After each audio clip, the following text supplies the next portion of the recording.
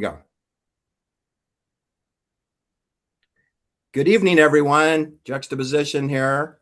Hello, Rose, Jennifer, and Shirley. This is our Zoom Star Chamber investigation into. We're looking tonight into the civil trial for wrongful death of two little boys, Mark Iskander and his younger brother Jacob Iskander. They are age 11 and 8. Mark is 11 and Jacob was 8. And they were out during the height of COVID on September 29th, 2020 at dusk.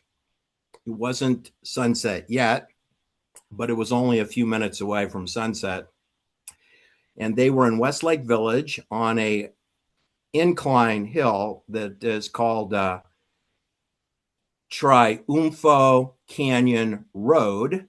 That is has a dead end cul-de-sac at the bottom of it, and it goes up to a summit point at the top of. There is actually a West Lake gated community with boat docks and residential homes, many of whom have little boats, and they use the boats to go across the lake. There's a landing, shopping, restaurant, and boutique stores actually on the other side of the lake, away from the Triunfo Road, where these two little boys were killed whilst going across the crosswalk. Now, it's a little complicated because one boy was on roller skates. That was Mark, the older boy. And then, let's see if I have that right. The other boy was on rollerblades. No, well, okay, excuse me. Mark was on a skateboard and Jacob was on rollerblades, not roller skates, rollerblades. So in other words, they're not walking. They're on these roller things. The speed limit, posted speed limit, well posted speed limit is 45 miles an hour. And there are 7 LED streetlights, 4 of which are within 60 feet of the boys, and 3 lights are about 120 feet away from the boys. And they're following their mother, Nancy. Nancy Iskander is leading. She's like the mother duck, and she's leading the two little boys from the west to the east side toward the pickleball courts and the rec center. They're headed to the rec center. That was their thought process. They were walking across the street to the rec center and the pickleball courts. And they've been cooped up all day with the COVID thing now. Some of the kids, 2 kids stayed home and 2 kids went off to school during the COVID pandemic. All right. So that's kind of the scenario. Is it's dark, but it's well lit. And there's also pedestrian crossing paint warnings with warning arrows painted in the road. The road is a 2-lane heading north, and it's 2 other lanes heading south. The boys are now they've crossed the first half of the road, and they're beginning the second 2 lanes to go to the rec center pickleball courts.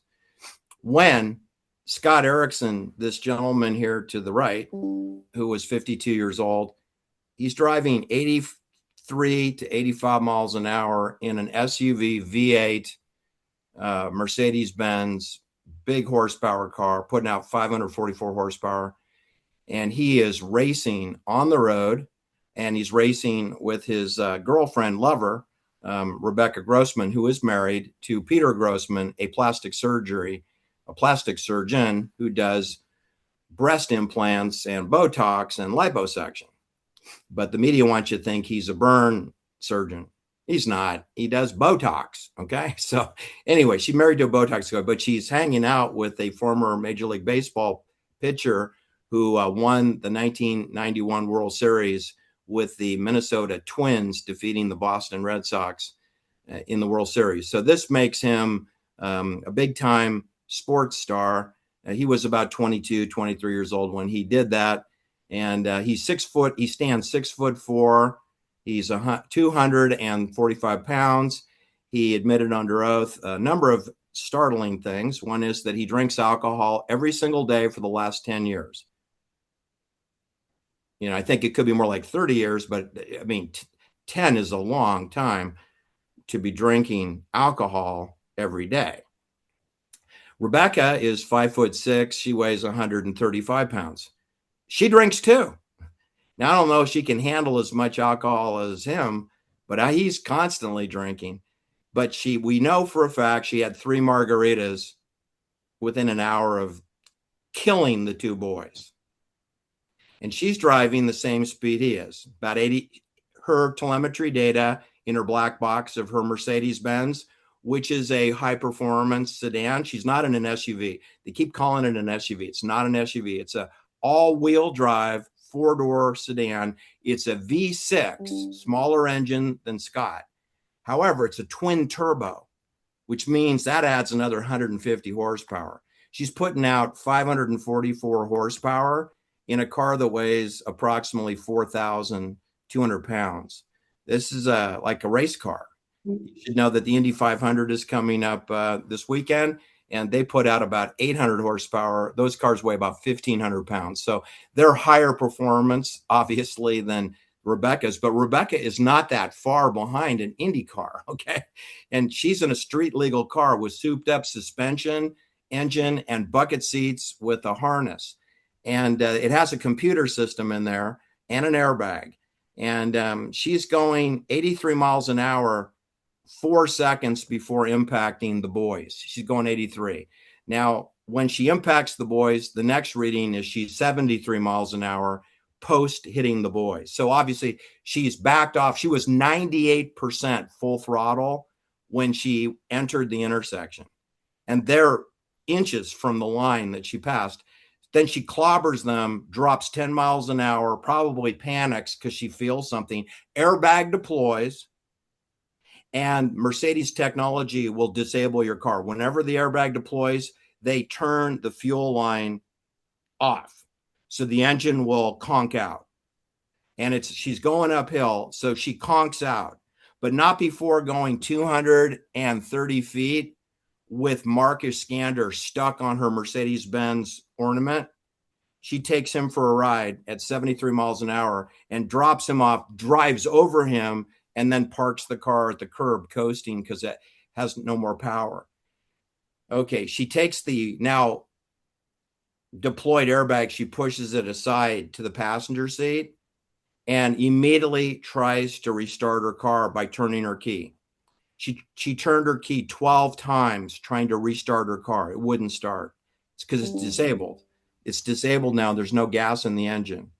And so she gets out of the car, walks to the sidewalk, and calls Mercedes-Benz roadside assistance and screams at the operator, "Why did my airbag deploy? Why wasn't my car?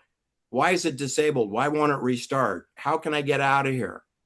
She's not asking, did I hit anything? Did I kill anybody? Not a concern in the world about all the parts that are all over the debris field that she's created. Meanwhile, her boyfriend, who was 2.5 seconds ahead of her, he went through the intersection first. He narrowly hit the mother, Nancy, who grabbed Zachary, who was on a scooter, and lunged into the sidewalk like Superwoman. And he may have hit the scooter. We don't know because he fled. He fled. He didn't stick around so that the police could look at the car. He left. He slowed down about 10 miles an hour, then reaccelerated and went up to their destination, which you should know is about half a mile away, maybe 0.6 a kilometer, maximum distance, 1 kilometer from the murder scene of the 2 boys. Okay. And so he's gone, and Rebecca is alone on the sidewalk. First calls to Mercedes-Benz roadside assistance. They don't help her. She hangs up. Her second call is to her friends, the Hares, Hair, Mr. and Mrs. She had visited them just about 2 hours ago. And at 4:45, they served her a margarita. They live in a neighbor house about 1 kilometer away from this accident. They're her neighbor. She lives on Bowsprit Circle. She lives at 3816 Bowsprit Circle. and her neighbors live somewhere else on that street. They served her a margarita at 4:45. It's 7:09 when this went down, 7:09. So you can figure out the amount of time. She left her neighbors at apparently 5:15 to go to Julio's Agave Grill, where she had another margarita. Except what she didn't mention is it's a grande. That's 2. And that's what we know she drank. Now, it's possible she drank more than that because I know Scott has a Igloo ice chest, and he carries beer everywhere he goes. Everywhere he goes, a party. So we know that Rebecca has had a minimum of 3 margaritas in, let's say, between 5 and 7. So in 2 hours, she's had 3, and she weighs 135 pounds, and she is 5'6" tall. So you can just put that in your pipe and smoke it. My attitude is, I don't care that these 2 people are drinking. I don't care. They're going 83 miles an hour in a residential neighborhood. And to tell you the truth, if they were sober, that's even worse. Now I want to give them the gas chamber. That you would do this and on purpose. If you were drunk, I'd kind of half understand that you have no judgment whatsoever. And they were drunk, both of them, because what Scott failed to mention is he never talked to the police for 9 days. They had to track him down. It took him 9 days to find him. And when they asked him, they said, tell me everything you know. I have some questions I ask you, but if you feel that I haven't asked all the questions, feel free to interject. And he said yes. But he did exactly the reverse. He did the minimum and he lied. He lied to police and didn't volunteer any details. So the detective sheriff asked Scott, I understand you were at Julio's with Rebecca. Did you have anything to drink? Yes, 1 margarita. So then later the sheriff went and spoke to the waitress who served Rebecca and Scott, and she provided the receipt for the table. There were 3 people at the table: Royce Clayton, Rebecca Grossman, and Scott Erickson. They ordered 4 grande margaritas, 4 grandes for 3 people. Scott had 2. He just told the sheriff he had 1 regular. He had 1 regular. No, he didn't. He had 4 regular margaritas. He said 1, but he meant 4. She doesn't say anything. She had 2 regulars. And she had the margarita at the Hare house, her neighbor. That's 3. So she has 3. He had 4, and Royce Clayton had 2. Now, what Scott also forgot to mention is, do you want to know about my drinking at the other bar in that neighborhood 1 block away at Stone Haas Bar? He didn't volunteer that information. This came out a year later. It turns out that Scott Erickson was sitting at the bar alone by himself with the bartender since 2:30 in the afternoon. This is a Tuesday, the presidential debate, Donald Trump and Joe Biden. And Rebecca and Scott were going to have Taco Tuesday and watch the debate and drink beer and eat tacos. But what you need to know is Scott's been sitting at the bar since 2:30 in the afternoon drinking beer. And we just finished up at Julio's at about 7 p.m. And they're racing home to start cooking tacos and drink more beer.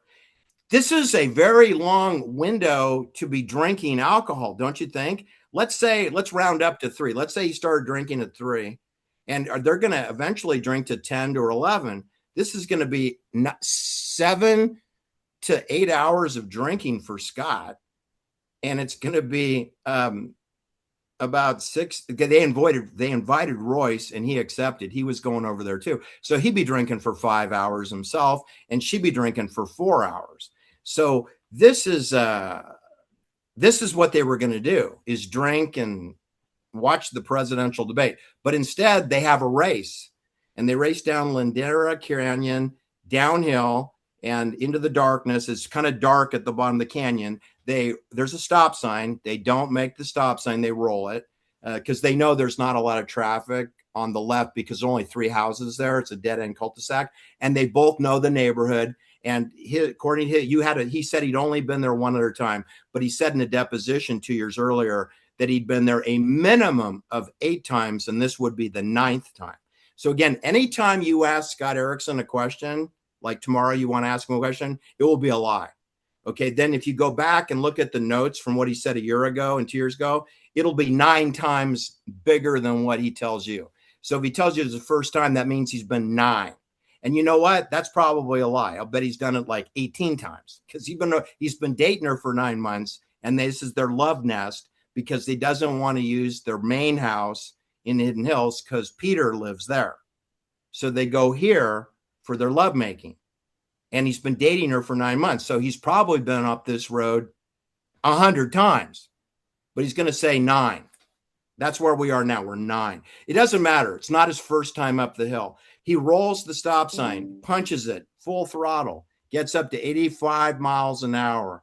He hits the crosswalk while Nancy Iskander is in horror, grabbing her youngest son, 5-year-old Zachary, and diving onto the concrete sidewalk. He barely misses them. He sees the 2 boys to his left. They're now deer in the headlights, right? What would you do if you're in a crosswalk following your mother and a ginormous tank SUV going 80 miles an hour just misses your mother and you almost crash into it with your skateboard?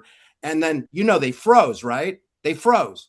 Then Rebecca is only 2.5 seconds behind. She's 200 feet behind Scott, and she's going the same speed, 83. So by stopping, now you're dead. Bam, she torpedoes them in the number 1 lane.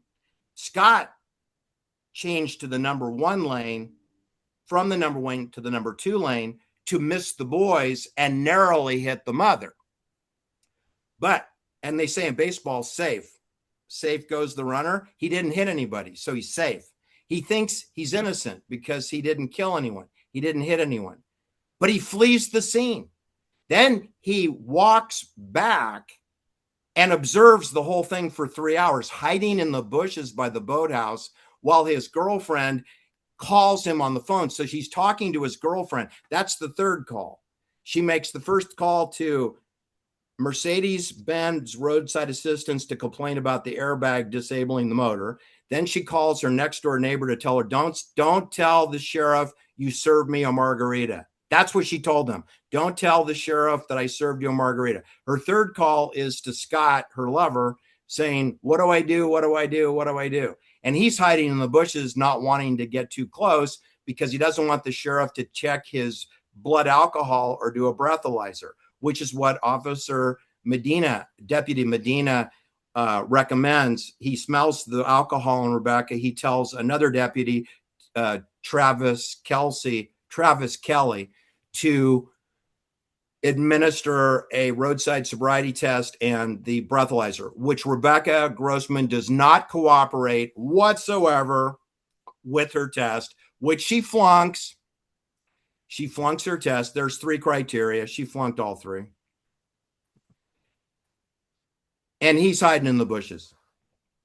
All right. So how do you like those? So let's go around the road. Rose, what do you think about that? Did you know all that information? Well, no, I didn't. I didn't know that she tried to call Mercedes-Benz to enable her car. And then the hair neighbors, I didn't know about that, the margarita that she had there. I mean, that was a very quick margarita. You could just go in there and have a margarita and I'm out of here. I mean, Yeah, well, that's she go to Julio's to get more margaritas. and then calling Scott.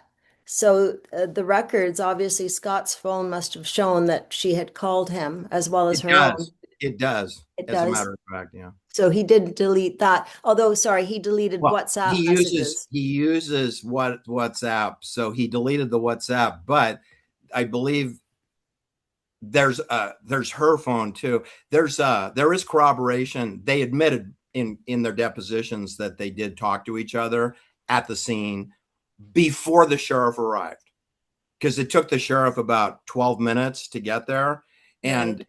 Scott was there in about 3 minutes. And Rebecca had time to call roadside assistance, call the Hares and tell them, don't mention the margarita, and then talk to Scott. And then Deputy Mejia pulled up in his sheriff's SUV and pulled next to her, then saw the car was damaged. He reversed engines and parked directly behind her in the number 2 lane in the gutter there. And then he took charge of Rebecca and making sure that he knew, identifying her. And then it got complicated because her daughter, Alexa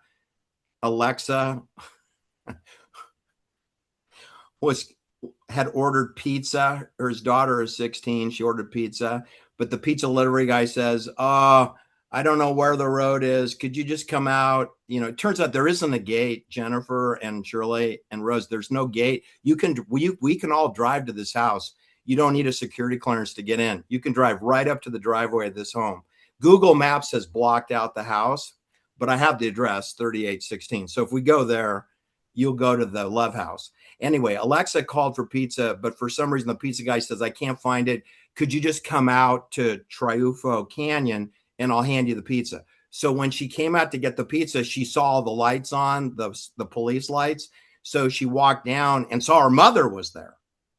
Then she turned and saw Scott Erickson is in the bushes on the cell phone and probably talking to her mother.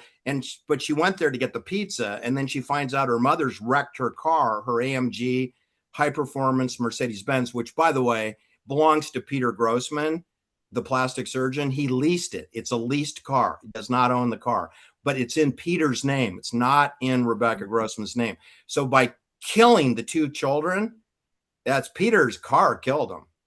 Just for the record, it was Peter. "Is this your car, sir?" "Yeah." "Is this registered to you, sir?" "Yeah." "Are these children dead?" "Well, that's what the coroner says." "I think we need to go down to the headquarters and have a discussion on this. Is this your wife? Is this her blood? Is she got a 0.08 alcohol level?" And it took 3 hours. They had to get a court order. She refused to give a blood sample. She refused. So they had to get a judge, that night. And they did. And by the time they drew the blood, it was 10:15, 10:20 at night. And she was 0.8. They did 2 labs. They did Orange County and they did the sheriff's department in LA. Both labs came back 0.8. Now you lose 0.15 for her weight per hour. So if you multiply the 3-hour delay, she was 1.2. She was far beyond the legal limit. 0.8 is the limit. And she would be 50% beyond it. The drunk, DUI. And her blood test reveals she's on Valium. That makes it even worse because not only is she 50% over the alcohol limit, now she's mixing it with benzidine or it's a recipe that will exaggerate your impaired judgment. Right. Okay. Did you know that, Rose? No, I didn't. That's very interesting. Watch the trial and you'll see the minutia. And it takes ridiculous amounts of time to get this because they take breaks and the judge starts an hour and a half, 90 minutes late. He ends an hour early. They do 90-minute lunches. So in order to get this kind of information, you have to be prepared to throw your whole day away. So, most people are not going to do that. I'm kind of, I watch the reruns and then I move the cursor to try to get past the breaks. But still, it's an enormous amount of time that you need to see what they say. All right, Shirley, what are your thoughts? Where are you on this case?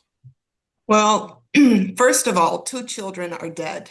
Bottom line, 2 children have been killed. And the appalling thing is that no one stopped. She stopped because her car stopped. Right. He is hiding, a grown man is hiding in the bushes. And she's had alcohol, but she's still sober enough to call and say, "Hey, don't tell him I had that drink, okay? Don't tell him." But she doesn't look under the car to find a child. Her car doesn't work. Could have been there. I think it was there and he fell off. Well, she has shown zero effort to know anything about the children. Yeah. And Not he's hiding behind the bushes, but he talks to the 16-year-old daughter, right? I think I've heard yes, that part, and threatens her. she confronted him. Well, there was no threats at the No threat. scene. Okay, then I'm The threats misunderstood. allegedly happened at the Love House 3 Okay. hours later. The threats were made around 10:15 p.m. Oh, okay. I The jumped ahead. 7:10. This is going down 7:09, 7:10. And Alexa, the 16-year-old who was getting a pizza delivery, she talks to her mother. Deputy Mejia said to her, I need to talk to your mother now. You can't talk to your mother now. I'm interviewing your mother. Go home, call your father, and explain what happened. Okay. And so then Alexa went to see, because she saw Scott. So she went to Scott, and they had some conversation about what happened. And then eventually, Alexa went home, and Scott went home after Alexa did. And then they had another conversation when he came to her house. They don't use keys in there. They use cipher codes to get in the doors of the houses. And Scott has the secret code to get into 3816 Bowsprit Circle. So when he's in there, the conversation was difficult, because it began with Scott raising his voice to Alexa and asking, "Why did your mother stop?" That was how they began. Why did your mother stop? Why didn't she just drive home like I did? Why did she stop? And then Alexa said, "Well, because the airbag deployed and the car turned off." And then there was other words exchanged. And then the final sentence was as follows, before Alexa, who was now intimidated he's 6'4", 240 pounds. He's I was drunk. just going to say that. Yeah. He's probably had a minimum of 14 drinks since 2:30 in the afternoon. He's probably had 14 beers and 4 margaritas. That's 18 drinks. Okay. Something like that. And if I'm wrong, I'll bet I'm not wrong by more than 1 drink. He's had a lot to drink, but he's a big, huge, strong guy on steroids, amphetamines, everything that Major League Baseball, loves. They love hot dogs, and they love fairy tales, cork brats, and they love doped pitchers. So he tells Alexa in the foyer, "I was never here. You never saw me. And if you ever tell anyone that I was here, I will ruin you and your family." And then she ran out of the house into her car, and she drove back to her father, Peter's house in Hidden Hills, which you should know is 13 miles distance to her house, which is a 13,000 square foot mansion that she and her father live in, because Rebecca mostly sleeps here at the Love House. She's not always at the big house.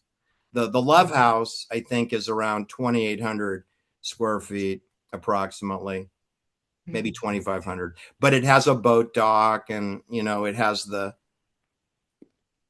panache of being on the so-called what's called the West Lake, right? Yeah. So, the whole thing is disturbing beyond end, that I mean she's 16 too on top of it, and her mom's 135 pounds and 5'6", so she's probably petite as well. And it's just 16 years old, and that's he should be the adult, but neither one were adults. Yeah. Very traumatic. Absolutely. So Jennifer, why don't you comment now on this case? Jennifer's very up to speed on this case. What are your thoughts on this whole civil trial? Well, I'm commenting in order of your presentation, because there are things about the trial that I'd like to comment on. But at this point in the story, what I'd like to say is there's a saying that conflict doesn't create character, conflict reveals character. And so when these two are headed for a party night, Taco Tuesday at the Love House, they're going to have fun. And what gets in their way? 2 little boys. And they're not thinking of the little boys. They're thinking of their evening has been interrupted. And so that's the conflict. They got, they weren't stopped by a stop sign. They were stopped by two human beings who are now dead. But they're not thinking about that. They're thinking of themselves. And so you can see, like, another type of person wouldn't have been speeding in the first place. But another type of person who had hit someone would be horrified, would get out and would try to rescue, do something. That's one type of person. These people are the opposite. So he immediately, is running, fleeing. You see him, and he's trying to be an escape artist. And she's thinking, well, how do I get out of this? It's the darn bag and the lung, what do you call it? The puffy bag, the air, the thing, the bag and the airbag. Yeah. The airbag deployment. That airbag's her problem. She's concerned about the airbag. And at the hospital where she's taken for blood tests, she said, well, if it weren't for the airbag, I could be home in bed. And it's also the hospital where she encounters a visual encounter with Nancy, the mother. Yes. And Nancy would testify that she was really surprised that the driver was a mature woman and not a teenager.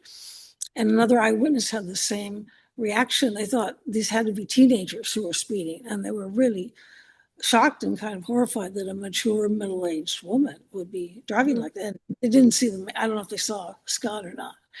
So we're going to see, these are two very entitled, selfish, spoiled people. And the question is, will their power, money, and connections help them escape justice and what they need to do for the victims' families? Yes. So let's see, what else can we say here? Well, just one other thing about their cars. Yeah, you go ahead. I'm going to put another picture up on my background. Go ahead, Jennifer. Well, I think by speeding the way they did, these cars became weapons. They were no longer automobiles for civilian use. They became weapons. To me, they became like guns. It's like two people just fooling around with a gun and shooting off, and oops, they actually shot somebody. I mean, they turned cars into weapons, and I so when we talk about what Scott did to hide his car and disguise it, it's really disguising a weapon in my view. It's and also Rebecca's husband is leasing the car. It's in his name, so the weapon is now in his name. It's not just a car to me, it's a weapon. Yeah, this is the car that killed the kids, or this is the model. This isn't the exact car, but this is the high performance AMG all-wheel drive twin turbo V6. It's a V6. The big SUV that Scott was in is a V8, but it's 1,000 pounds heavier than this car. You should know that Rebecca Grossman is certified AMG driver. She went to Laguna Seca and was taught how to drive this car over 100 miles an hour at Laguna Seca, which, by the way, I've raced on Laguna Seca on a bicycle. And Laguna Seca is a very undulating, hilly track, lots of corners. It's very safe. It's safe because there's no children in crosswalks. There's no dog walkers. There's no pedestrians. And there are very large, pull-out areas. So if you make a mistake and you go off the track, you don't crash into a telephone pole or a fire hydrant. In other words, it's a racetrack. It's set up to be a closed circuit racetrack.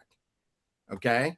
And what Rebecca Grossman did is she took a beautiful residential neighborhood on September 29th, 2020, during the COVID rollout. And then she blew it up kind of like Planet of the Apes, right? Like she blew it up like Planet of the Apes. She turned it into a dystopian neighborhood that no one wants to live in anymore because they killed Rebecca Grossman and Scott Erickson. They killed two little boys. So they sort of destroyed the neighborhood and turned it into this.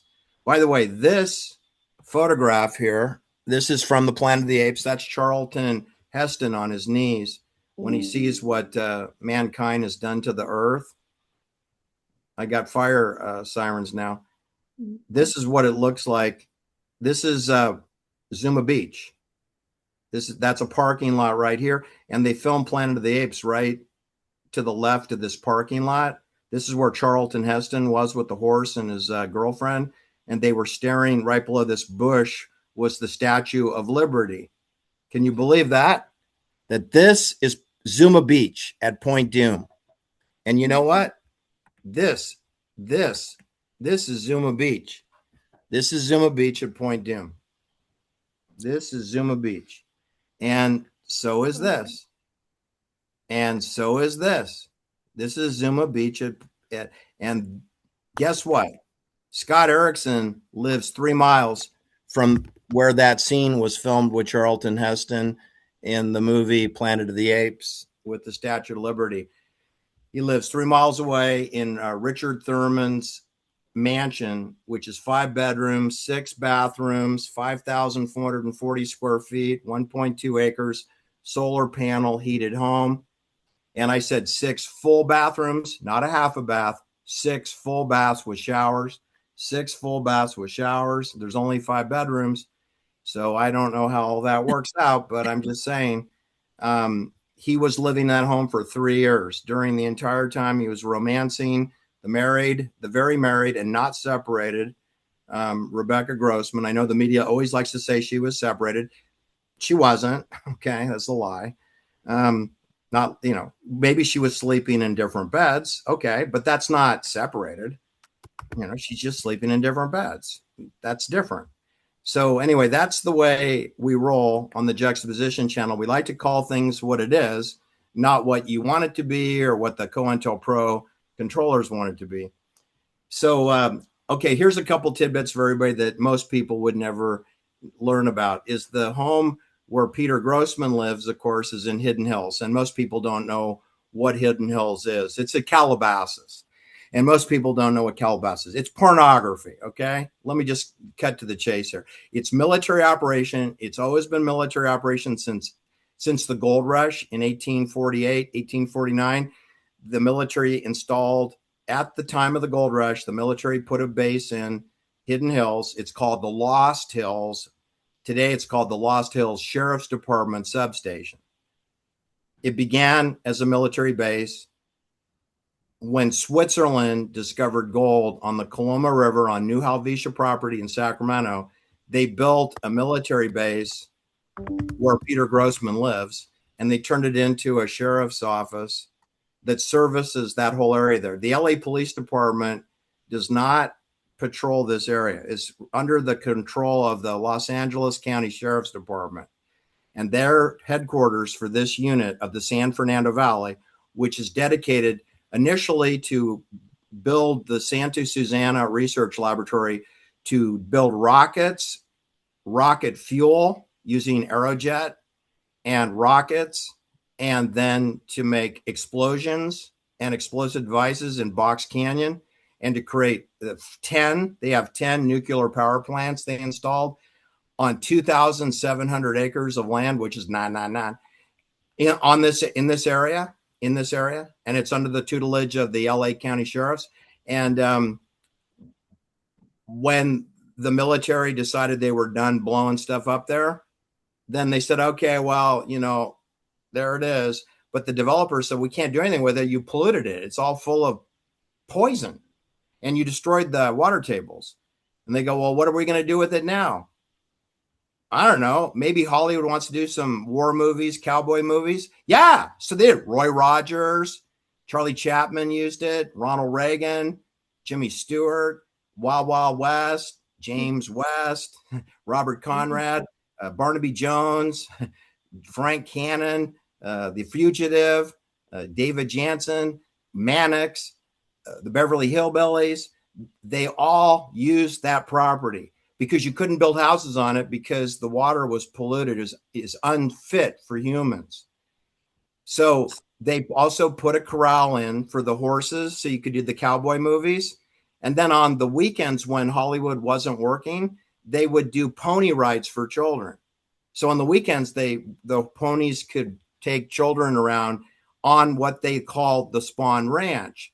The Spawn Ranch is just 45 acres of the 2,700. But everything in the media is all about the Manson family. They came from the Spawn Ranch. That's like 1% of the property. What is the other use of the property? Military, and they have Box Canyon. And what did they create in Box Canyon, which is the place they blew up the most bombs?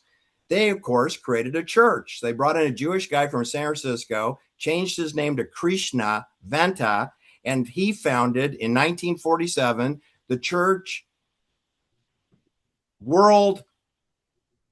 the Fountain of the World Church was founded in a bomb hole on the Santa Susana Research Laboratory. They founded the Fountain of the World Church with Krishna Venta, who's Jewish, but pretends to wear a crucifix. And he had a church from 1947 to 1957 when somebody blew him up in Box Canyon, probably one of the unexploded ordnances. And he got blown to smithereens. And that was the end of the Fountain of the World Church. Then 10 years later, we created the Manson family in the exact place they killed Krishna Venta. So Krishna Venta, out with the old and in with the new. Except Charlie Manson never lived on the property. Not one night. He never stayed overnight. And neither did any of those young teenage girls. They didn't live there either. There's no porta potties. There's no bathrooms. And you bring the porta potties in when you're going to do a Barnaby Jones or you're going to do a Wild Wild West. And when everybody goes home, you service the porta potties. Get them out of here. I'm not going to pay for them to just sit on the property, right? Get them out.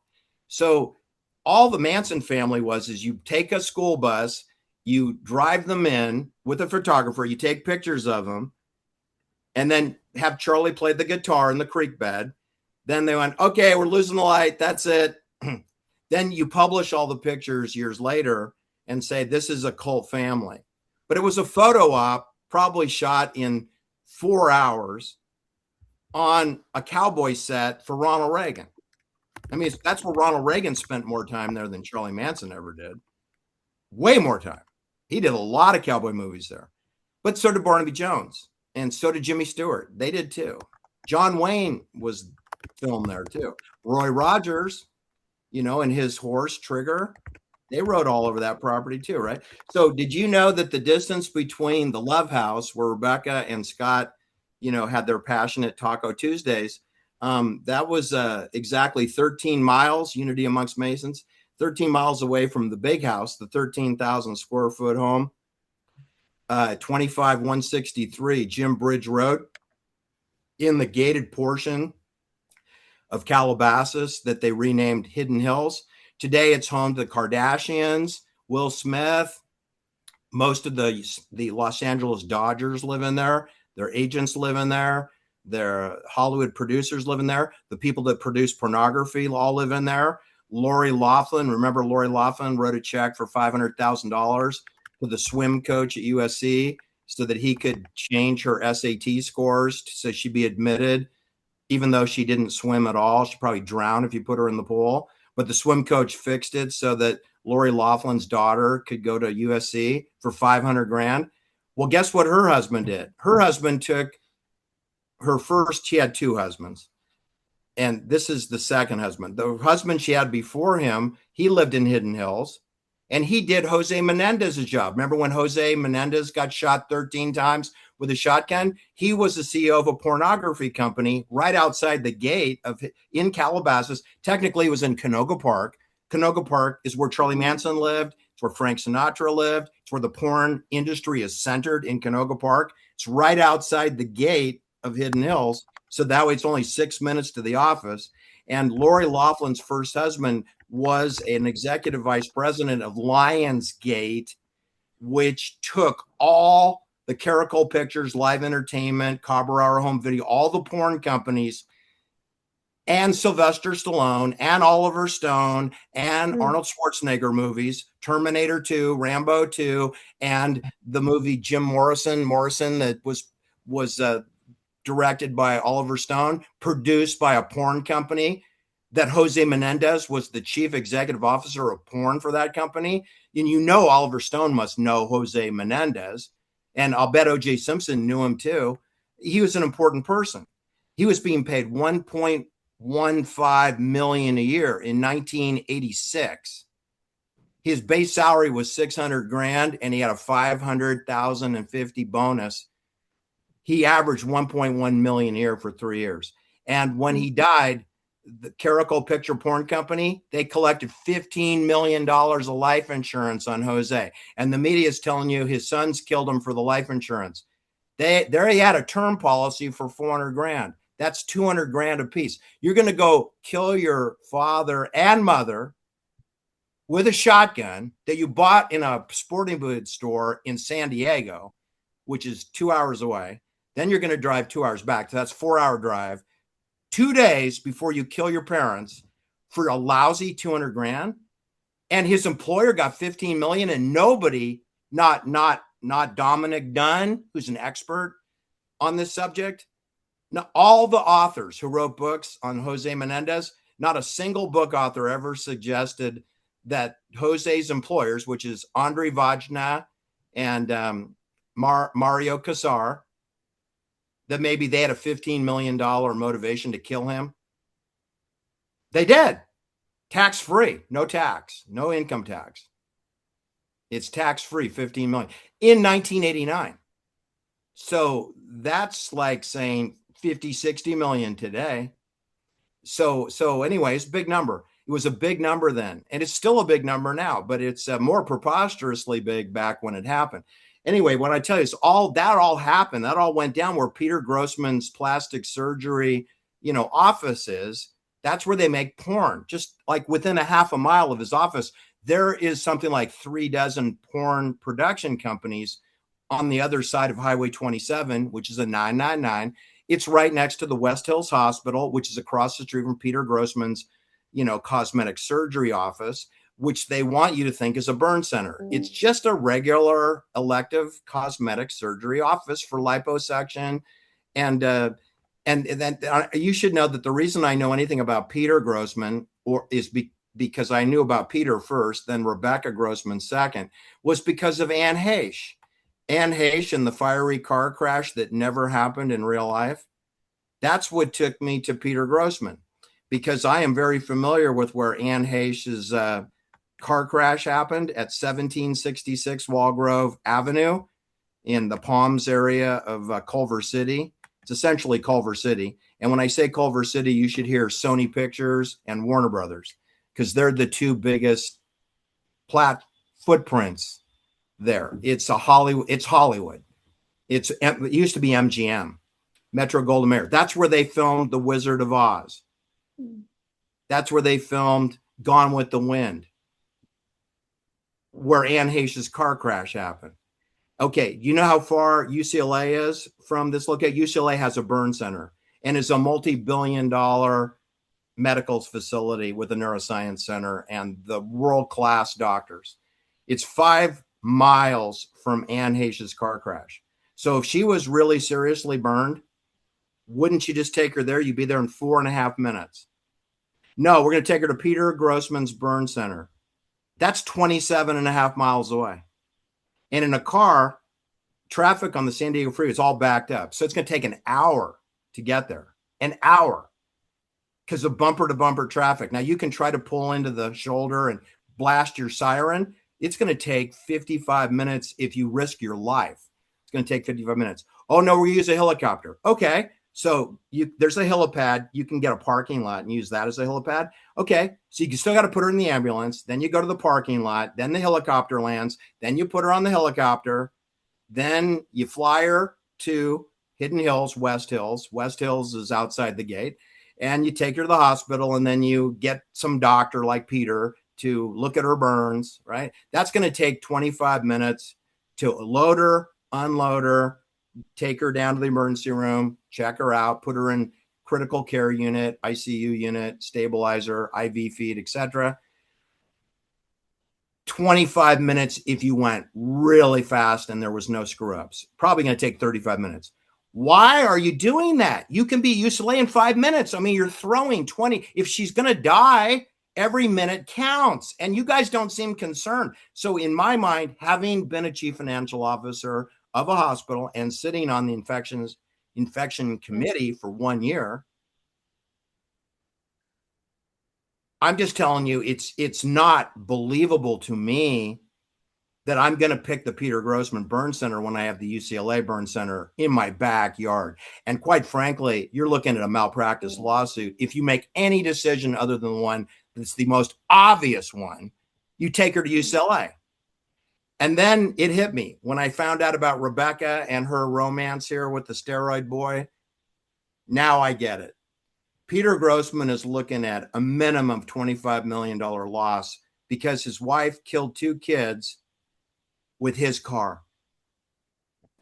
So do you think how easy it would be if you're handling the Anne Heche operation and you need a medical doctor to announce that she died of an infection and a chest injury?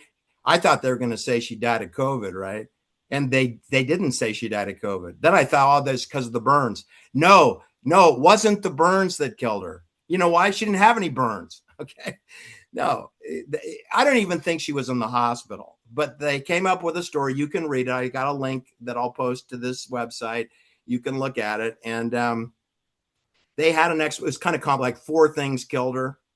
It's because she was in a traumatic coma. It's all BS. But Peter Grossman is the one who told the media how she died. He lied, just like his wife lies, right?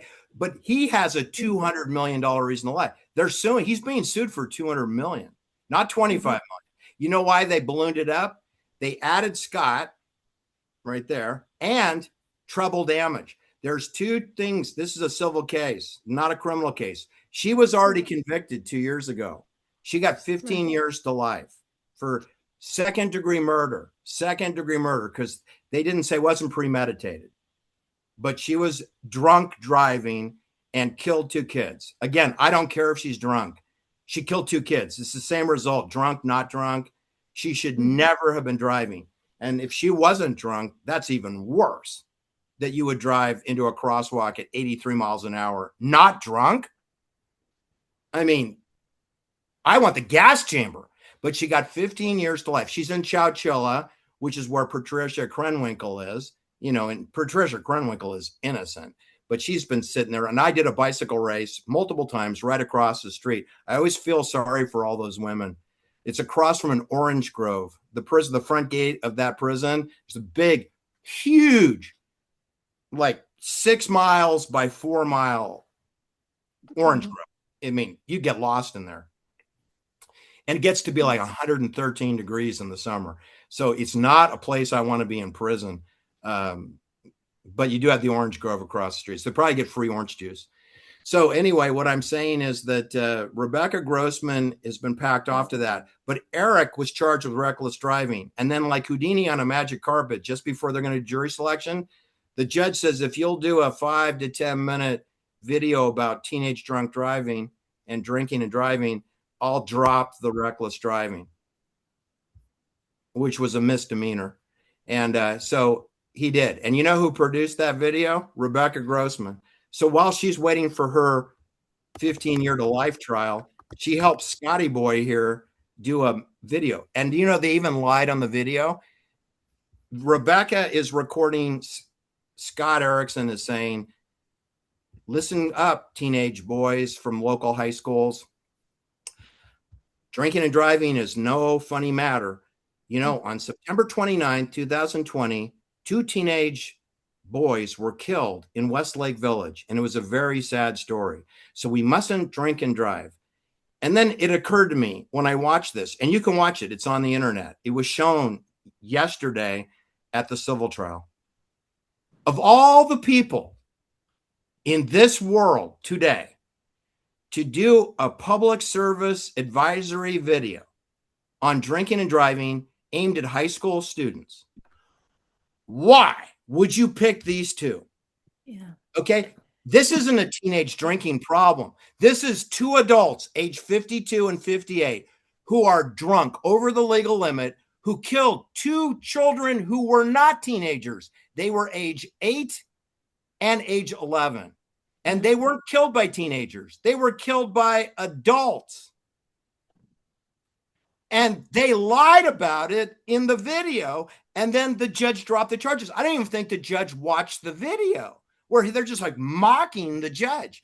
And I want to know who the name of that judge is, because that judge is obviously totally controlled, because this guy should have been put on trial with Rebecca because they were racing together. That is called acting in concert in a speed contest. When you have two cars driving the same direction at the same speed, that is a speed contest. All right. And then if anything goes wrong, you crash into a fence, you kill a dog, you kill two little boys, they are equally sharing the liability. And the way you balloon it up to 200 million is 25 million bucks per child killed. That's reasonable. They're so young. So that's 50 million. Then you have, that's called compensatory damages. Compensatory damages to compensate for the lives of the two boys. Then there's to punish. That's called treble damages. You can triple the compensatory damages, can be tripled to punish the crime.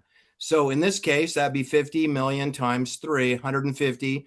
So 150 million plus 50 million is 200 million, 100 million apiece. And I just split it equally because he let her out. She could not see the boys because he flashed his taillights at 80 miles an hour to just miss Nancy. And so she's focusing on his bumper, and she's following him, then realizes, oh no, I see someone there. So she stays in the number one lane and kills the kids, who she probably didn't even see the kids, even though it is well illuminated. Okay, go ahead, Rose. What do you think about that? Yeah, wow.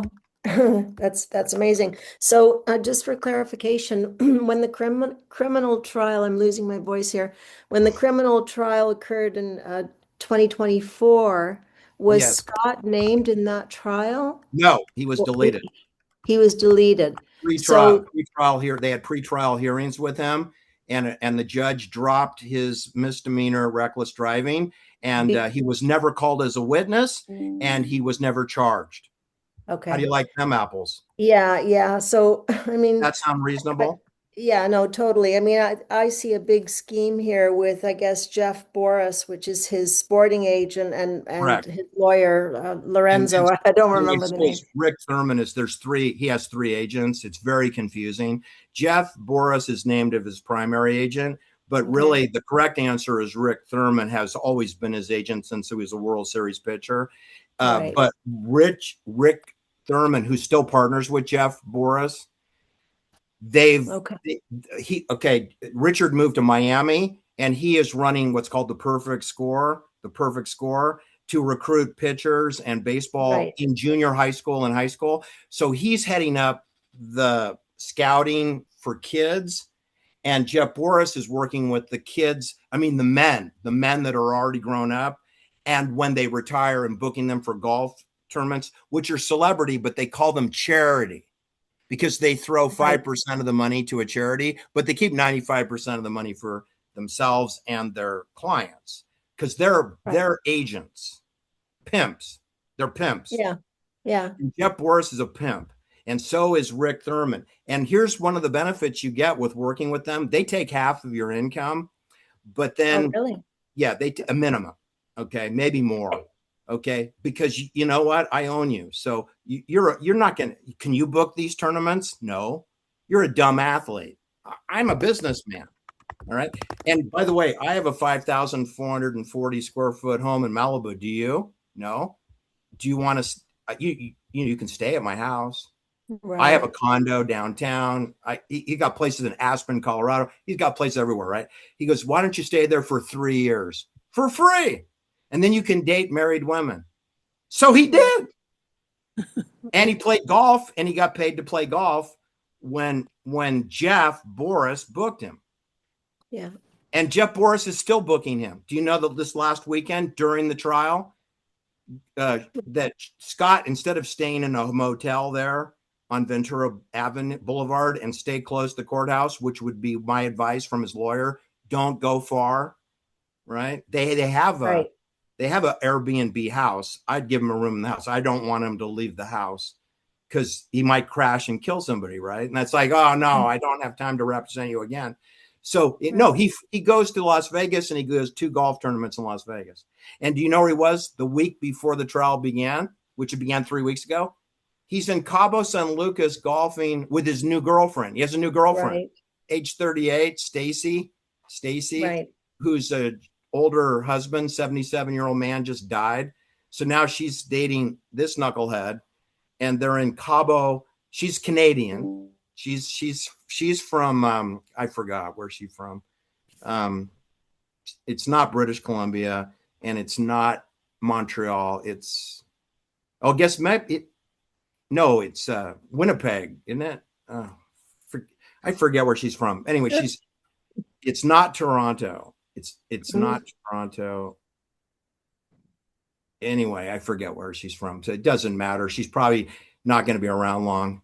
I mean, would you want to continue with this guy? He can't. He's got like 400 lies under oath now. Yeah. Okay. No. And so anyway, do you know about cold plating, Rose? Cold plating? Yes, well, cold plating. I mean, that's the other thing. He wasn't charged with that. And Yeah. I guess because Never. they're on this trial, that would be introducing something else. So he would have to be charged on that in a separate situation, separate. right? Well, the DA should charge him separately on that, and then they can have an arraignment on that, which is separate from this is just about money. This is a civil case about money. Right. Okay. So I understand. Yeah. I still don't understand where the money's going to come from. That's a lot of money, 200 million. Well, it's not going to come from Scott, and it's not coming from Rebecca. So that's the $200 million question that Rose has asked. We saw your comment on the website a week ago about, well, where's the money going to come from? I have no idea. And there may not be any. It's possible there won't. It'll be like an OJ, where Ron Goldman's family sued OJ after the criminal trial, and they won $8.5 million. Then 30 years went by, and he collects $0 for 30 years. Then he got a check for $132,000 after 30 years of waiting. Really? That's Wow. pretty pathetic. So that's sort of what could happen in this case. Is the media will report the big number. They'll say victory, but it's hollow, because if you don't collect, only what you collect counts. Yeah. So if you don't get any money, it's a defeat. It's like it's kind of cathartic, because Nancy got to talk and tell her story, and Karim, her husband, he was on whole day. I think it's cathartic for the parents to just get it out, because they've been in a trauma for 5 years. And so that's good, but it'd be nice if there was some justice. And the kids are dead and they're not coming back. So there's not going to be any justice in this case.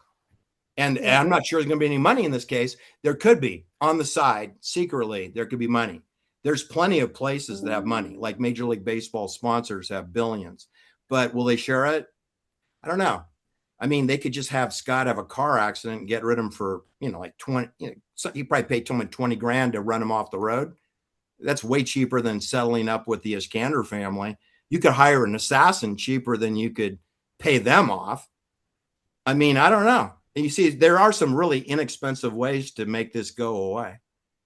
All right. So, Jennifer, what about your thoughts on this predicament? Well, I have an accounting question for you. If the family cannot collect, if the money does not come through, can they write that off as a bad debt?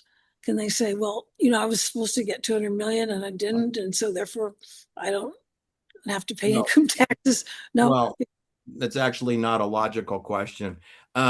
You can't write off something you never had in the first place, right? So in other words, you didn't have any money and you want to take a deduction on something that never existed. So no. Number two is it's a personal matter. Personal matters are not tax deductible. It's a civil personal matter.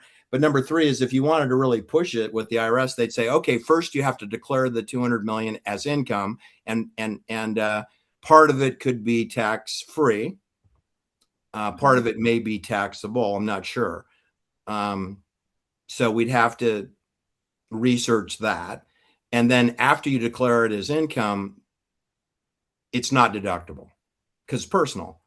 The IRS is very quick to declare income to be taxed, and they're very resistant to allowing you to deduct.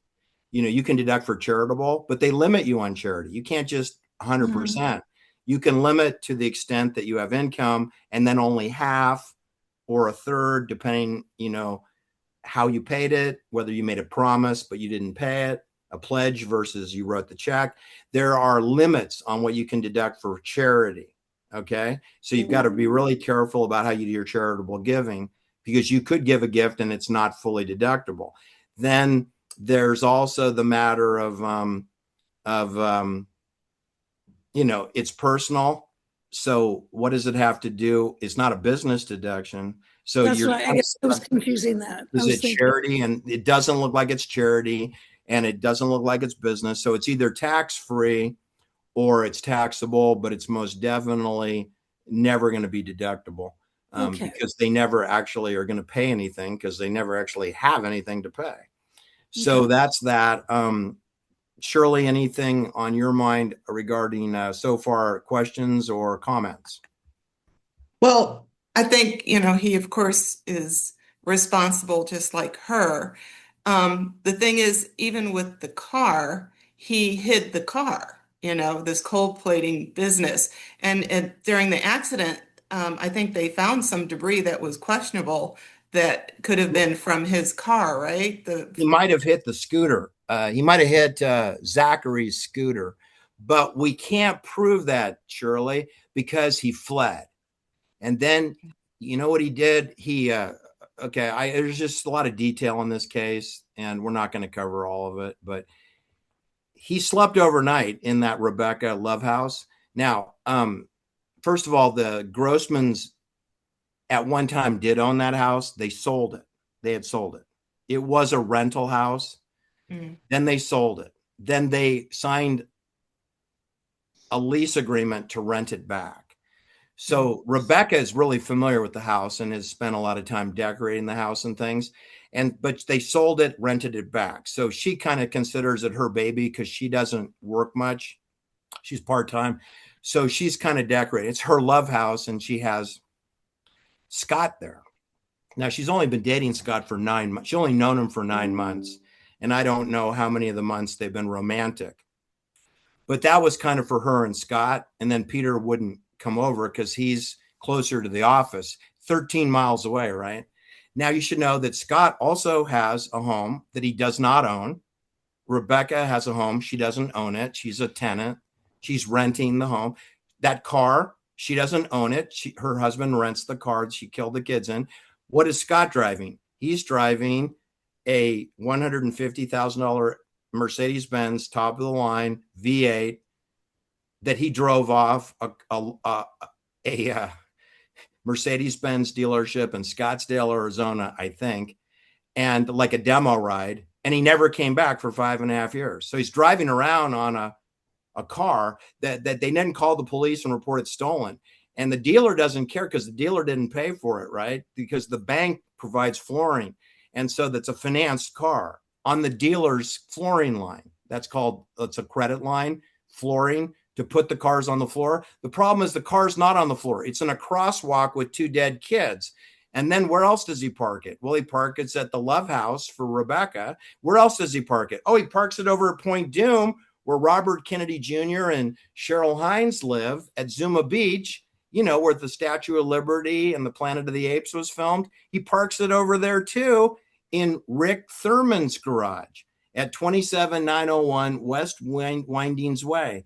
And guess what the distance is from Rick Thurman's home, which Scott probably tells her, this is my home, which it's not. That's not your car, and that's not your home. But I understand you have the code and you have the keys. You see this, Rose? This guy, he's driving around in cars he doesn't own, and flopping in houses he doesn't own. And he doesn't own anything. I don't think he owns anything. No, I don't think he owns anything. And it's 16 miles exactly from Rick Thurman's home, his mansion, to the Love House on Westlake Village with the boat dock. Do you know that he on other happier times, he and Rebecca wanted to go to dinner or go out and have a drink, instead of just being alone in the house. They would go down the boat dock in the little boat. Then they would romantically go across the Westlake Lake, the man-made lake. You can Google that. And there's a place called The Landing, which is the shopping area that's on the opposite side from where their house is. And they would go over there and have drinks and have something to eat and some salad and walk around, hold hands, kiss, and get back in the boat and then row back to the love house and park the boat. Is very romantic. You know, who knew that they're going to go out and kill 2 kids, you know, within 9 months of this romance? Anyway, 16 miles away to Malibu, Point Dume, which is the northwestern corner of Malibu. It's technically, I don't even think it is Malibu, but we'll call it Malibu. It's Point Magoo, but we'll call it Malibu. And Point Magoo is a military operation. Every place on this little road here, from the Love Nest to Hidden Hills to where Rick Thurman's house is, where we put Johnny Carson and Gordon Getty's girlfriend, Cynthia Beck, and where we put Gwyneth Paltrow, and we put Cheryl Hines and Chelsea Handler, and where we put Robert Kennedy Jr. That's all military, 100%. And where Peter Grossman lives, military, 100%. It's the headquarters for pornography. And it's a headquarters for bomb detonation and engineering of jet fuel and jet rockets, and Rocketdyne and Aerojet. And it's Caltech, and it's UCLA, and it's UC Berkeley. It's engineering of weapons and jet and Aerojet fuel. It's Lockheed. The vendors who operate on that property adjacent to Hidden Hills are Boeing, Lockheed, TRW, the same people that work at Pepperdine University, which is right next door to Rick Thurman's mansion, is Pepperdine University. Hughes Space and Communications, TRW, and they recruit the kids that go to Pepperdine to work for the military in that area, and to do the private banking for the porn. And all those pornography producers, guess how they distribute their product? Through CBS, Columbia Pictures, through Time Warner, through Turner Classic Films, through Paramount Pictures, through Sony Pictures, through RCA. Okay? So through Disney Corporation. Disney distributes porn. It's a huge profit center for Disney. They make more money in porn than they do running their stupid amusement parks. They make more money in porn than they do doing Netflix videos. Okay? Porn is the number one film product that Hollywood produce by far, porn. It's just they don't want you to know that. So we talk about Clark Gable, Jimmy Stewart, Frank Sinatra, Elvis, the music, but it's porn that pays the bills. All right, it's a magic. Is magic act. All right. Well, so I thought you'd get a kick that it's 16 miles door to door from where Scott Erickson claims to live for 3 years for free to Westlake Village. And then it's 13 miles exactly to Peter Grossman, the 13,000 square foot mansion in Hidden Hills, aka Calabasas, Canoga Park, where Charlie Manson and Frank Sinatra used to live, within a mile of that address. And in other words, walking distance. You could walk to Charlie Manson's house. You could walk. And it's halfway to the burn center, the so-called burn center. It's a half a mile from Peter Grossman's office to Charlie Manson's driveway. And Charlie Manson had 7 acres, a big barn garage, and 2 homes on that property. So he's not living in a little shack. He's got a 7-acre property. Now it's been torn down and they put an apartment building up. So it's not the same today. And he was a Masonic number 13 was where Charlie was in. Okay, so that's it for me. That's all I have to say about this case. Final thoughts. Let's go around the room here. We'll go. Jennifer, go last. You go last, or do you want to go first, Jennifer? First or last? Well, I guess I really want to say something. So all right, maybe go ahead. Go all right. For me, one of the big questions of this whole thing is, why would Scott's attorney put him on the stand and allow him to hang himself, and not at least tell him to take the 5th, or just find a way to keep him off the stand? But he's confessing to all kinds of crimes, and right. What kind of an attorney allows their client to do that? So I'm thinking he's either massively protected or he's being massively thrown to the wolves. I mean, is it? It doesn't matter if he incriminates himself because he's so protected by organized baseball that will come to his rescue and make sure that he's going to be okay and they'll pay for it, or are the people who protect him and bolster him and promote him, have they decided, we've had enough of this guy, let's let him hang himself and he could go to prison for something else or just become toxic. So that's what I'm waiting to see when the trial concludes. And I think everyone here is just really spot on about how they're pinpointing all the major points of this whole case. Well, I think it was a gift. I agree. I never thought this would happen. I never thought we would hear from Scott Erickson. I didn't think we'd see him in the courtroom. But what a gift. He's been on the stand 3 different times. Never 2 days in a row. Never. He always goes absent without leave the next day. I guess he goes on a breakup bender weekend or something. It usually takes him 6 days before we get to see him again. But I don't know, but I'm so happy that he spoke and he made a couple of hundred lies under oath, easy peasy lies about little things, and he lies about huge things. But one thing he doesn't do, he cannot tell the truth, cannot. And when you finally get him to admit the truth, if the next time you ask him that question, he'll lie again. He'll multiple lie on the same thing. Like he's stuck. He just cannot tell the truth, cannot. But I'm so delighted that he did, because it's been super entertaining for us. All right, Rose, what say you? Yeah, just looking back at the notes and your podcasts or presentations, the corruption of the police force or the incompetence, I don't know. I mean, I would say it seems to me it was intentional. And I think it's almost like a screenplay. It's like this right at the top, they said, this is the story and this is how it's going to act out. And even, I mean, they didn't interview Scott in person. They did it over the phone. Like, what is that all about? That's 9 days after the accident. Yeah. So there's no urgency for doing the interview. Yeah. And you went to Julio's, but then you didn't go to Stonehouse, where he would have consumed considerably more drinking. And you could walk. You don't even have to drive. You park your police car, interview Michaela as the waitress at Julio's, then walk 1/2 block, like a half a block, to the Stonehouse, which is a very well-known upscale bar, and go talk to the bartender. And he probably has that guy has an account there. Right. He probably goes on like 3-4 nights a week, don't you think? Yeah.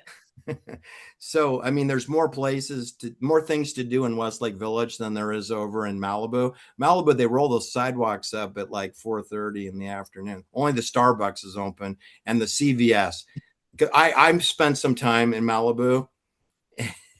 It's not really much going on there. I mean, you take your surfboard, and when the sun goes down, go find a campfire. I don't know if you can see my face. I seem to have lost myself. Yeah, no. Yeah. You can see me? Yes. Yeah. Oh, okay, good. All right. So, Shirley, why don't you give us your final thoughts on the Scott Erickson, Rebecca Grossman civil wrongful death case? Well, it's been really interesting to see this all. I also couldn't believe how he would talk and that he was even up there. I thought he would take the 5th as well. But the whole case from beginning to end, I think you're the only one that's talking about this. Normally, everybody just sees, oh, this person, a tragic accident, and it's just pushed all aside. And yet there's so much more, and you're showing it all. And it's showing how the system works even now. It's not something from the past or, no, it's happening right now, this very moment. Yeah. So and it's connected to Anne Heche too. Yeah, it's very telling what you're showing. So have to really look at everything right now and not trust the media. So, Oh, yeah, all I right. thought that was good. Steve, are you there? Steve, can you hear us? Oh, there's Steve. Okay. Hi. Thanks for coming. Hi, Can Steve. you hear me all right? Welcome. Hi. We didn't give you a chance, so why don't you fill us in on where you're at on this story? Yeah, right at the beginning. I just posted something in the chat. You can probably tell my accent is slightly different. So it's morning time here in Australia. Okay. Just a recent subscriber to the channel, so just getting caught up at the moment. Hence why I Which didn't want to part of chime in. Australia are you at? Adelaide or Sydney, or are you on the other Melbourne, curve? actually, You're north? in Melbourne. Oh, Melbourne. Okay, Melbourne, Australia. Okay, go ahead. You've got the floor. No, I just getting caught up on everything at the moment, so didn't want to chime in dramatically and de-escalate the conversation. So still in the learning phase at the moment, rather than the interjecting. But Well, did you so know about this everything before my again. channel? I mean, this is a 5.5-year-old story. It just happens the civil case is going on now, the last 3 weeks. But there was a criminal case 2 years ago where Scott was deleted from it. He was exempted. It's a mystery why he was deleted. He's an important complicit person, but he's a Major League Baseball player. He went to the World Series. He won. He was a pitcher that was one of the winning pitchers. So as far as baseball, which I could care less about baseball, I do know a lot of professional baseball players, and Jose Canseco, Ron Darling, to name a couple. Tony La Russa is a manager. I think every single one of them has crashing cars at over 100 miles an hour and DUI. I think Tony La Russa has 3 DUIs, and he's a manager. Of baseball players. So of course they all do this. This is very common for professional athletes. And in Australia, you have a professional cyclist that I was a fan of. He murdered his wife with the car, and I don't know if they drug tested him, but I know he's on drugs. But he killed his wife in Adelaide 2 years ago. He drove her over in an SUV, and she just had a new baby. It was really something. They have a new baby, and then he killed the mother. Needless to say, that was the end of his professional cycling career. He was terminated. So I don't know what's going on. I haven't followed. They're just like no news on that case. So this is a problem that happens in Australia also with cricket and rugby players, and also soccer and cycling and all the Olympic sports, track and field and track racing. Because there's an Olympic training center in Adelaide. There's an Australian Olympic Sports Center, and every single swimmer takes drugs that's sold by the same drug dealers. They sell to all the soccer players, all the cyclists. They all get the same pharmacy.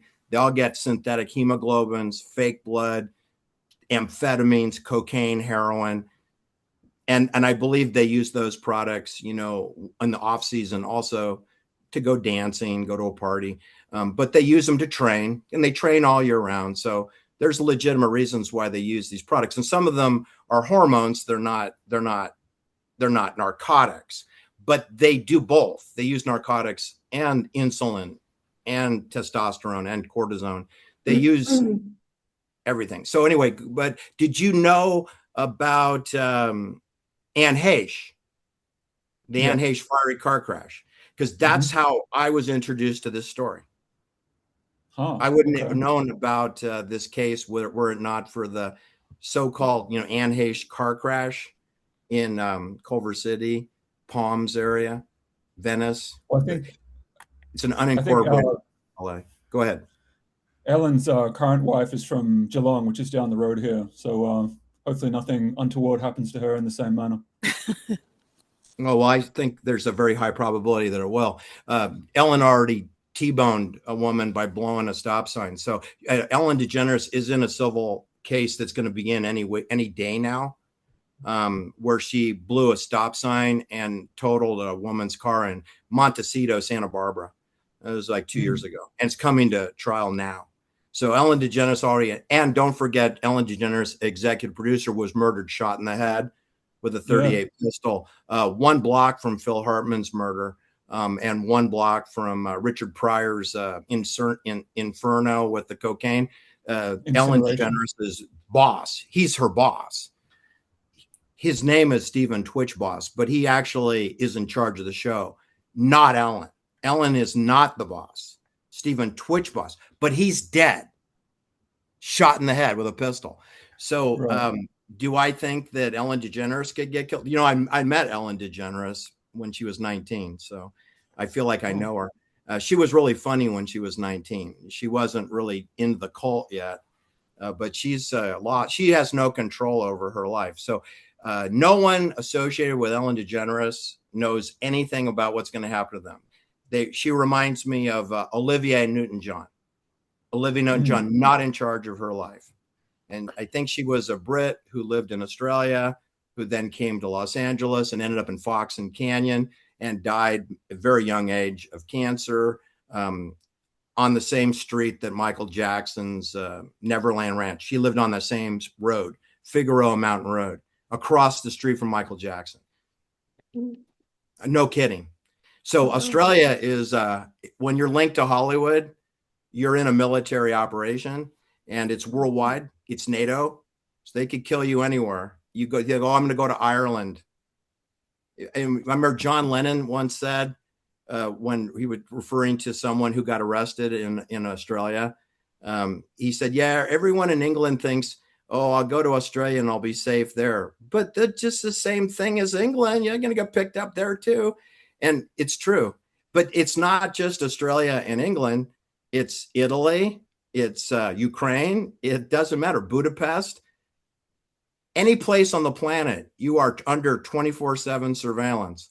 Whatever the biometrics and Real ID verified is, it's going to be everywhere. And you can pretend that you're Australian and you can pretend you're a Canadian like Rose. There's no Canada. There's no Australia. There's no United Kingdom. And there certainly is no United States of America. That is a complete punchline joke. It's a Hollywood TV show. Everything is Disneyland. Everything is theme parks. And so anyway, Anne Heche took me to Peter Grossman, which didn't make sense. Then that took me to his wife, Rebecca, who had just killed the two kids. And he's in a pickle. He's in a big pickle because he would have lost $200 million. And he has a viable plastic surgery practice that would be ruined and destroyed if someone doesn't help him. And if I'm working on the Anne Heche case, I'd say, yeah, you can help me. Here's some lies I want you to read to my friends in the media. And then I'll work with you on like whatever happens with the lawsuit. We'll try to make it go away. Yeah. But if they have to pay somebody, we'll help you. Yeah. And or you can try to do it on your own. Or you want my help? And the answer is, yeah, I want your help. Now, but they own him totally, so he'll do whatever they want. So that's kind of where we're at. We do. This is not our first rodeo. We've covered on this channel the Sharon Tate, Abigail Folger, Lena LaBianca. The media deletes the Lena LaBianca and they delete Abigail. Those are the two most important people killed, and they don't talk about them. And you're going to find that in this story too. All the most important things that you need to know are not reported in the newspaper. And then what they do report is what is kind of frivolous, and it might be kind of entertaining or titillating, but it won't answer like why or how or why the police behave this way. But once you understand how the system operates, you'll see that the police, the district attorney, the attorney general's office will all stand down and not do their jobs under order. They will be ordered to stand down. That's just over there. Go ahead. You talk now. No, I was just going to say, I've lived over there twice before, once to study at Santa Clara, and then on a break as a ski instructor at Lake Tahoe, Squaw Valley specifically. Stayed with a friend in Venice for a little while. So I am fascinated with the whole culture over there, having spent a bit of time over there. And like you say, with the Australian parallels, we did have MK Ultra here at Sydney University. We had an equivalent of Operation Paperclip. It's called Operation Matchbox.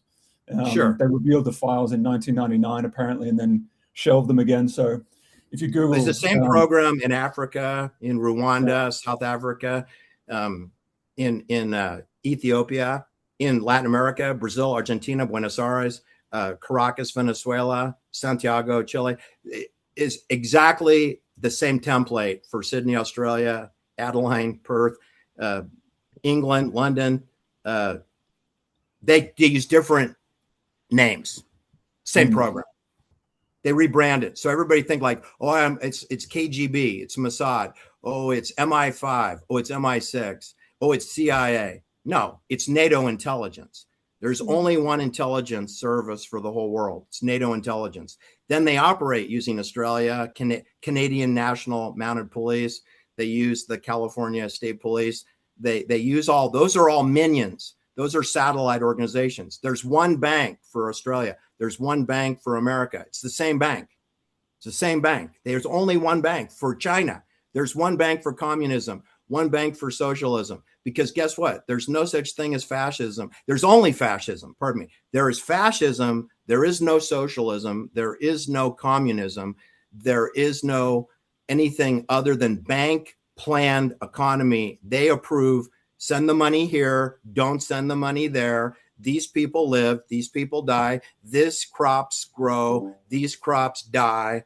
Bulldoze those vineyards. Don't bulldoze that. Because in the end, the bank owns all the port facilities, controls all the waterways, all the drinkable water, all the sewageable water, all the railroad tracks, all the secondary roads, all the dirt roads, all the goat trails, all the superstrata highways.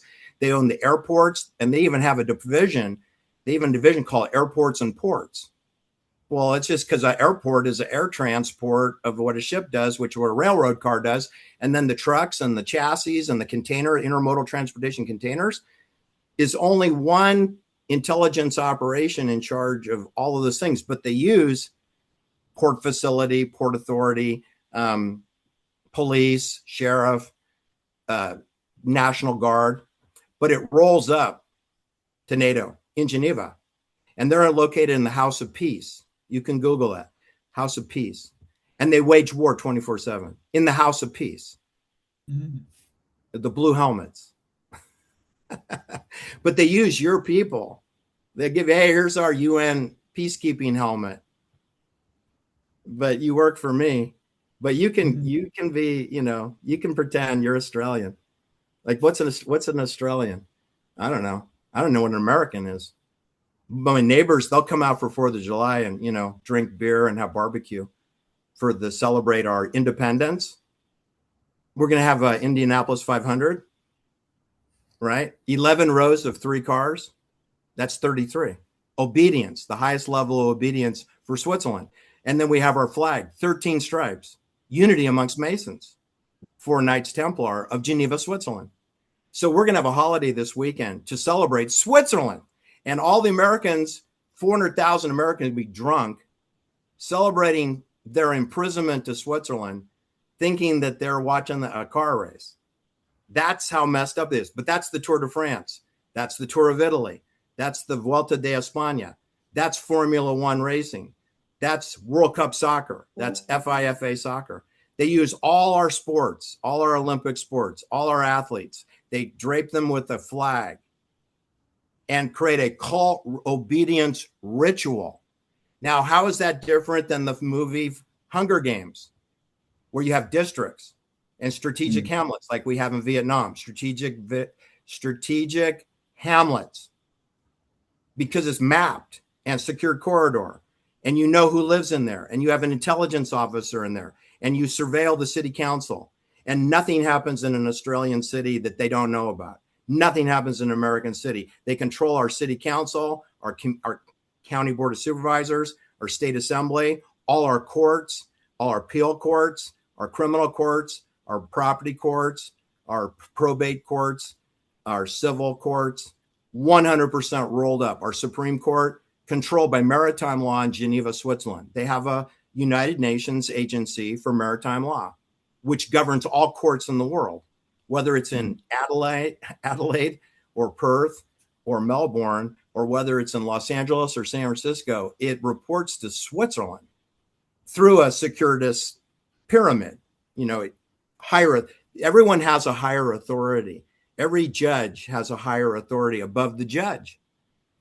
And if they don't behave or they don't follow their orders, they will have a car crash, or their eldest daughter will get suicided, or usually on a judge, you prefer not to kill the judge because you probably have 30, 40 years invested in the guy and you can get another 10 years out of him. Why kill him, right?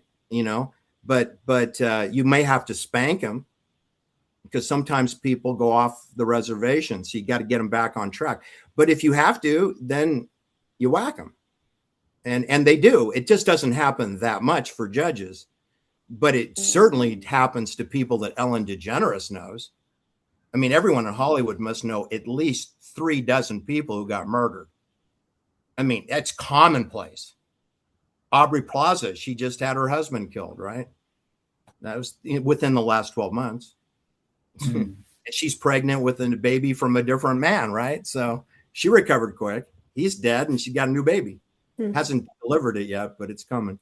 All right. So any final thoughts, Steve? Because it sounds like you know, this is a good case to get into for a window because it applies. If you understand this particular case, if you're interested in it, then this would apply to the John Kennedy assassination. This would apply to the Robert Kennedy assassination. This would apply to Martin Luther King. This would apply to Patrice Lumumba. This would apply to Roberto Calvi in Milan, Italy. It applies to Pope John Paul I in Rome, in the Vatican, where he was killed in the Vatican, a pope murdered in the Vatican, in front of an obelisk, in front of the obelisk, meaning obedience for Switzerland, surrounded by 113 Swiss guards. How hard is it for me to kill you when you're surrounded by Swiss guards? Apparently, it's very easy. Okay, Marie Antoinette and her husband, Louis XVI, guarded by over 1,000 Swiss gendarmes. She's guarded by Swiss. Who's running France? Switzerland. They're using Swiss army to guard them. They have their own army, but they trust the Switzerland army guards them. And they both got beheaded. So I don't feel really comfortable having Switzerland guards around me. All right. Final thoughts, Steve, and then we'll call it a night. I think I'll probably have 1,000,001 to fire at you. I'm probably going to get caught up a little bit more on the Substack page, but yeah, a lot of what you're saying obviously resonates. Just a couple of days ago, I saw all the chatter online about, you know, Thomas Massey's election and people saying, is he the new hope? Or people saying, well, he's a 33-degree Freemason as well. So just being groomed to kind of be the guy again that people sort of put their hopes in. So I'm keeping up with the current sort of conversation on that. And then little learnings that I'm getting from your Substack page are then influencing, you know, how I sort of interpret that information that comes via Twitter chatter. So it's been very invaluable so far. Well, thank you, Steve. I appreciate it. I'm getting less and less patient with I've been doing this for over 4 years now. And I really kind of at my wit's end on the patience. I don't really have patience anymore. Look, if they're on television, just delete them, turn them, don't listen to them. Okay. And there's some new person's going to run for premier. There are no legitimate people that will appear in media. Okay. Now there's me, but guess what? I'm in a small sandbox. So they're using me as a honeypot to bring people in who don't believe in the ministry of truth, that people are now disenchanted with what they're being told on the mainstream media, which was really the podcasters, all these idiot PhDs, these morons, imbeciles who went to Stanford, who went to Harvard, who went to Princeton, who went to Yale, who are mentally retarded. I mean, they're augmented, they're vaccinated, their cell structure is asymmetrical. That's what I mean by augmented. If you're augmented, it means you have asymmetrical body cells. And guess what? Your tenets of thinking, your cognition is asymmetrical. That means that you're disabled. You have attention deficit disorder and that you have a lack of a cognition, that you are disabled. You know, you have onset of senile dementia. To me, that means you have long COVID. And what is long COVID? Well, first of all, there's no such thing as COVID per se, but there is something called certification of vaccine identity artificial intelligence, which is also known as Real ID Verified. And what does that mean? That means that you're hooked up and tethered to the cloud 24/7 through molecular engineering, which augments your cell structure, your cellular structure, and your DNA of your body is now what was when you were born, it was symmetrical. It was symmetrical. And now that you've been radiated and cooked like a brisket in an oven for 12 hours, like you're going to be a sandwich for somebody, or you're in a microwave oven and someone like Elizabeth Taylor is yelling and screaming, hurry up, I want to eat you. Your cellular structure is being turned into cancer cells. It goes asymmetrical into some Frankenstein monster.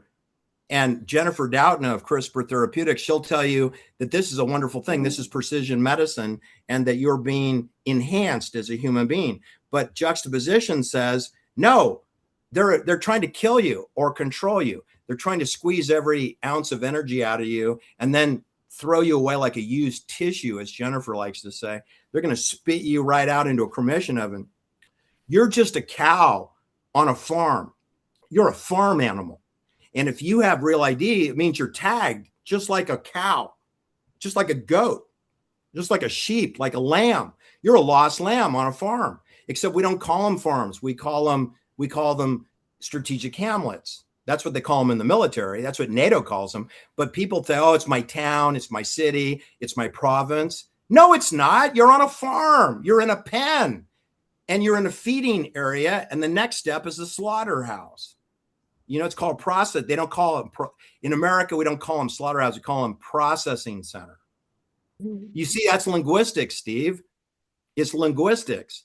It's trying to take a danger, like I'm threatening your life, and turn it into I love you and I want to send you some flowers. Could I have your address? I want to mail you some candy.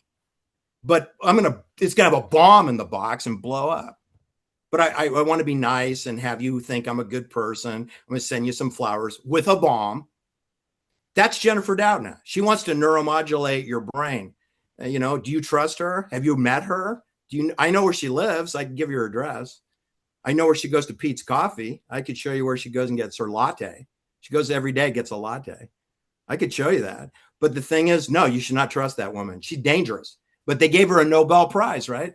So she doesn't appear on television too much, except to the academic people and the science community, where they parade her around because she's like a prize pig because she got the Nobel.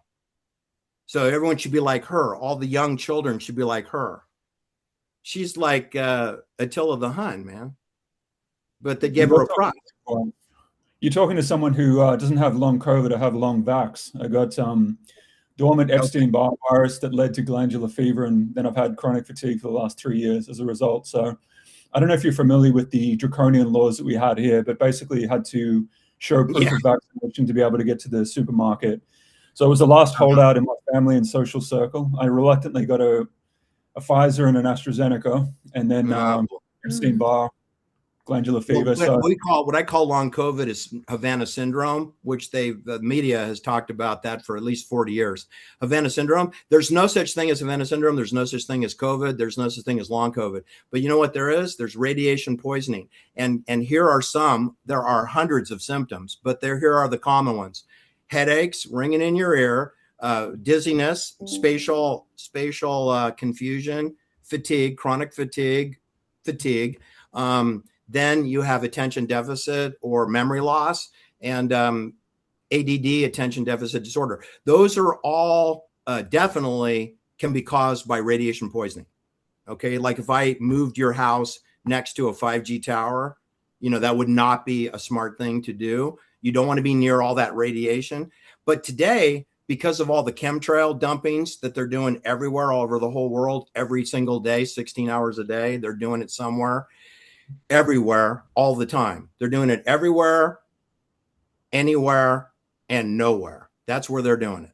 And as Burt Reynolds said in the movie Deliverance, everywhere, anywhere, nowhere. What are you going to do with the body, Stuart? We're going to have to hide this body anywhere, everywhere, or nowhere. But get rid of the body, and then we get rid of our chains to this murder, because they murdered the guy. And that's our situation today. We find ourselves in through no fault of our own, is that they have deployed a system of Ring cameras that your neighbor has, and smart meters, and LED light emitting diode streetlights, LED light emitting headlights for motorcycles and cars and bicycles. And they have deployed drones over your home at night. And they have deployed helicopters and turboprop fixed wing planes and KC-10 extenders and KC-46, 40, KC-47 Pegasus cargo planes, which are another 50% larger than a KC-10, which is double the size of a KC-135, to dump aluminum and plastic, polymers, and arsenic poison, and a bunch of other stuff like lithium, and dump the stuff that they put into a cell phone, that the stuff they put in your laptop computer, and put that into human beings' skin, eyeballs, ears, nose, ears, and then your soil, your flowers, your rose garden, your soccer field, and in the air above you. And then they excite the particles and they make it windy, and they can make the temperature go very high. They can make the temperature go very low. They can make it windy when it should be calm. They can make it hot when it should be cold. They can make it a fire start. And in the case of Jennifer, they brought in tornadoes and destroyed homes along the river. And then before that, they put golf ball to baseball to lacrosse ball size hail that put divots in people's car roofs and broke their windshields coming out of the sky and cracking the windshield of your car if you were parked outside, and putting holes in people's roofs, dropping these weapons from the sky called hail. And that's a weather warfare. It's very real, but they can do that because they control the weather now, and they control the radiation in our skies, in our space. This is what they've done to us. So your symptoms, I would never trust a medical doctor to tell me what your problems are. I wouldn't. They're guessing. They don't know. You know what's going to drive your medical doctor, Steve? He's got a reimbursement chart that he doesn't show you. You could ask him for it. I don't think he's going to show you, though. I was a chief financial officer at a hospital, and then I worked for large medical groups. They're the most dishonest people in the friggin' world. Okay. You know what they do? First, you come in the office and you usually tell them why you came in. All right. Then they go and they study their reimbursement book, and they look on there, what pays me the most for this knucklehead that just walked into my office? And how can I get him out of here quick like a bunny rabbit so I can go play golf? Because I hate my job. Doctors hate their job because they'll have to go within the standard of care, and COVID tells them what their standard of care is. If they go against that, they could lose their license. So they have now decided to just get paid and go home and drink vodka. So what they'll do is you'll come and say, I think I have the sniffles. I might have the flu. The flu pays them 200 Australian dollars or something. And then they go, but if you have long COVID, I get 800 Australian. And then I could do complications to it, and I could maybe make this 2,000 Australian dollars. And I could do that in 5 seconds. And so that I tell you that, and then I send you to the CVS pharmacy and get you out of here. And then I go home. So like, that's not medical advice. That's like, you know, just give me the coloring book and I'll get the crayon, and in other words, you're on your own. When you pull you up to a gas station with your car, is someone going to come out and fill your car up with gas? Or do you got to get out of your car and fill up your car with gas? Self-service. If you want to clean your windshield, is someone going to do that for you? Or are you going to do it? You want to check your oil? You want to check your tire pressure? Who's going to do that? And it's going to be you. It's on you, Steve. It's like, hey, I have Epstein-Barr syndrome. Hey, that's on you, Daddy-O. That's really complicated. I don't know anything about that. I mean, let's be honest. Doctors have a very hard time with Epstein-Barr. I have friends that have had that, and they suffer for years. It's like not easy to fix. It's like a chronic fatigue syndrome. And I say that in cycling too. A lot of guys I raced with had problems like that. They took 3 years off. They came back, but it took a long time. So anyway, you see, we can't trust our doctors. You can't trust your pharmacist. You can't trust your accountant because they have licenses.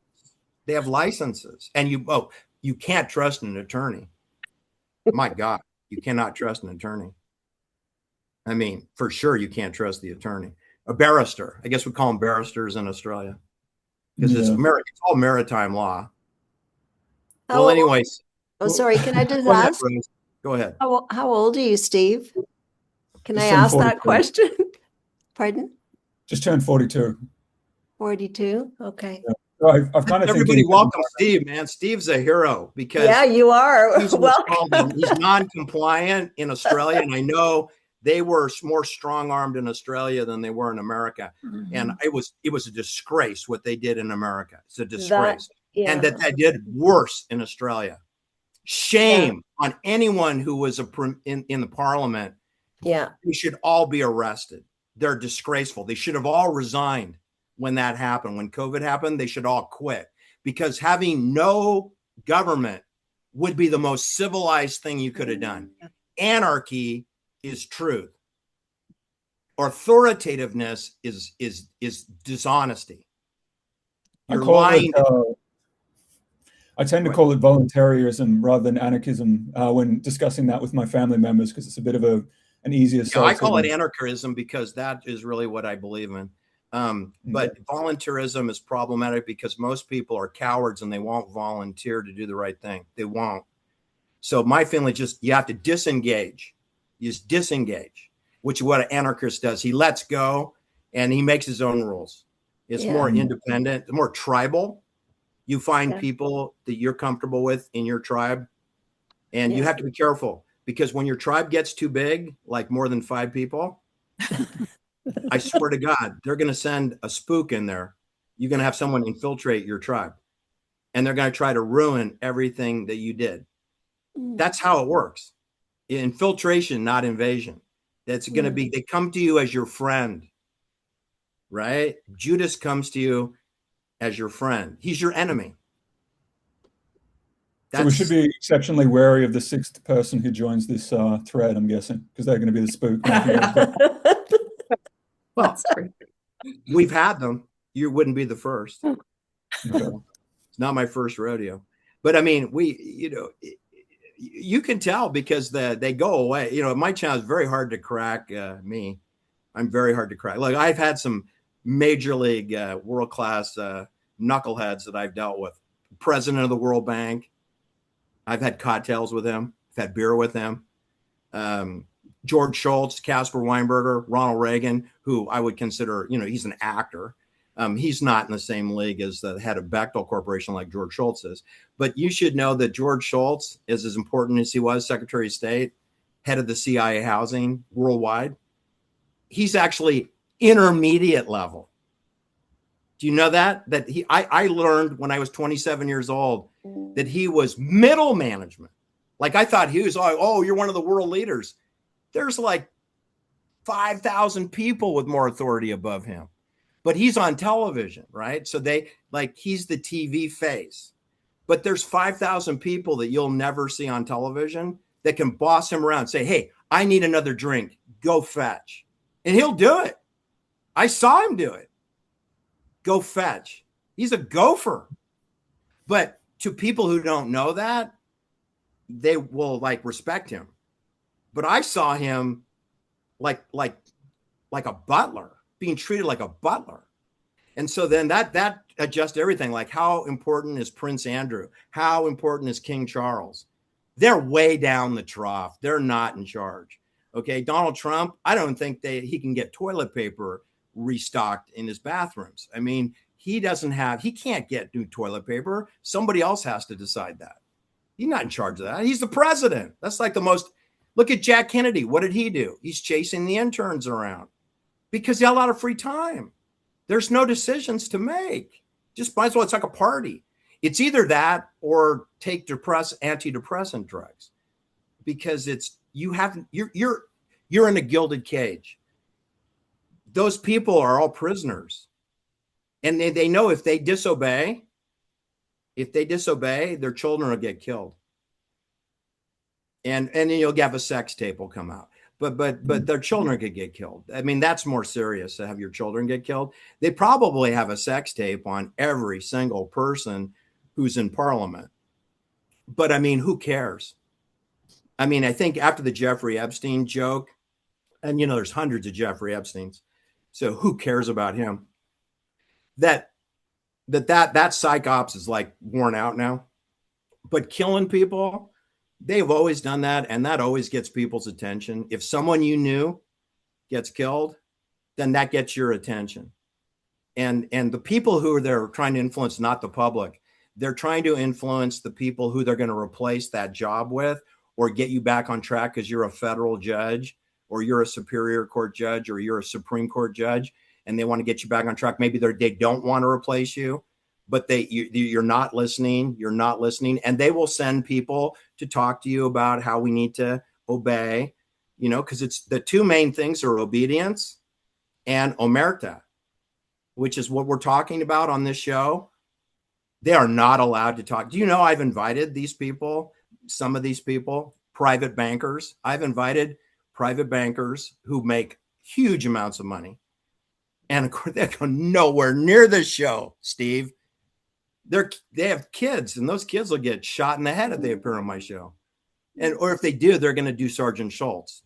I see nothing. I hear nothing. I know nothing. That's what a private banker can do, is that they cannot tell the truth because it's not allowed within America. You say, oh, the mafia does that. The mafia is the same thing. Jennifer here is going to give you a video in the next 24 hours about the Chicago outfit. She's doing 6 videos on the Chicago outfit, which everybody is under the impression that's the mafia in the Midwestern port facility of Chicago, Illinois, which it is, except that that's a military operation because port facilities, which are the hub of transportation in America, are controlled 100% by NATO intelligence services. And look at all the NATO people who've come out of Chicago, Illinois. Roberto Calfi, Paul Marcinkus, the president of the Bank of Vatican in Rome. He grew up in Chicago and Cicero. Jose Menendez, who was killed in a rented piece of crap home in Beverly Hills. Well, the home was nice, but the furniture was rented.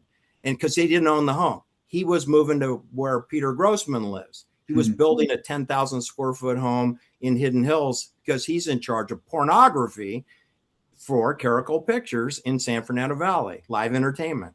And he got murdered in the living room watching television, shot 13 times with a shotgun. Okay. So, that got everyone's attention who lives in the porn industry in San Fernando Valley.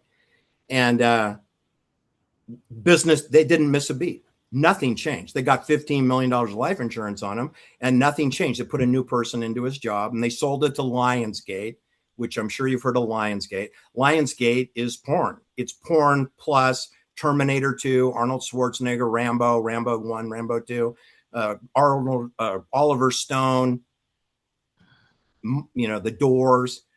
They do non-porn films. So you think that's what they do. 90% is porn. Arnold Schwarzenegger doesn't make as much money as porn. He's nothing. He's a steroid beauty queen. Who cares? Yawn.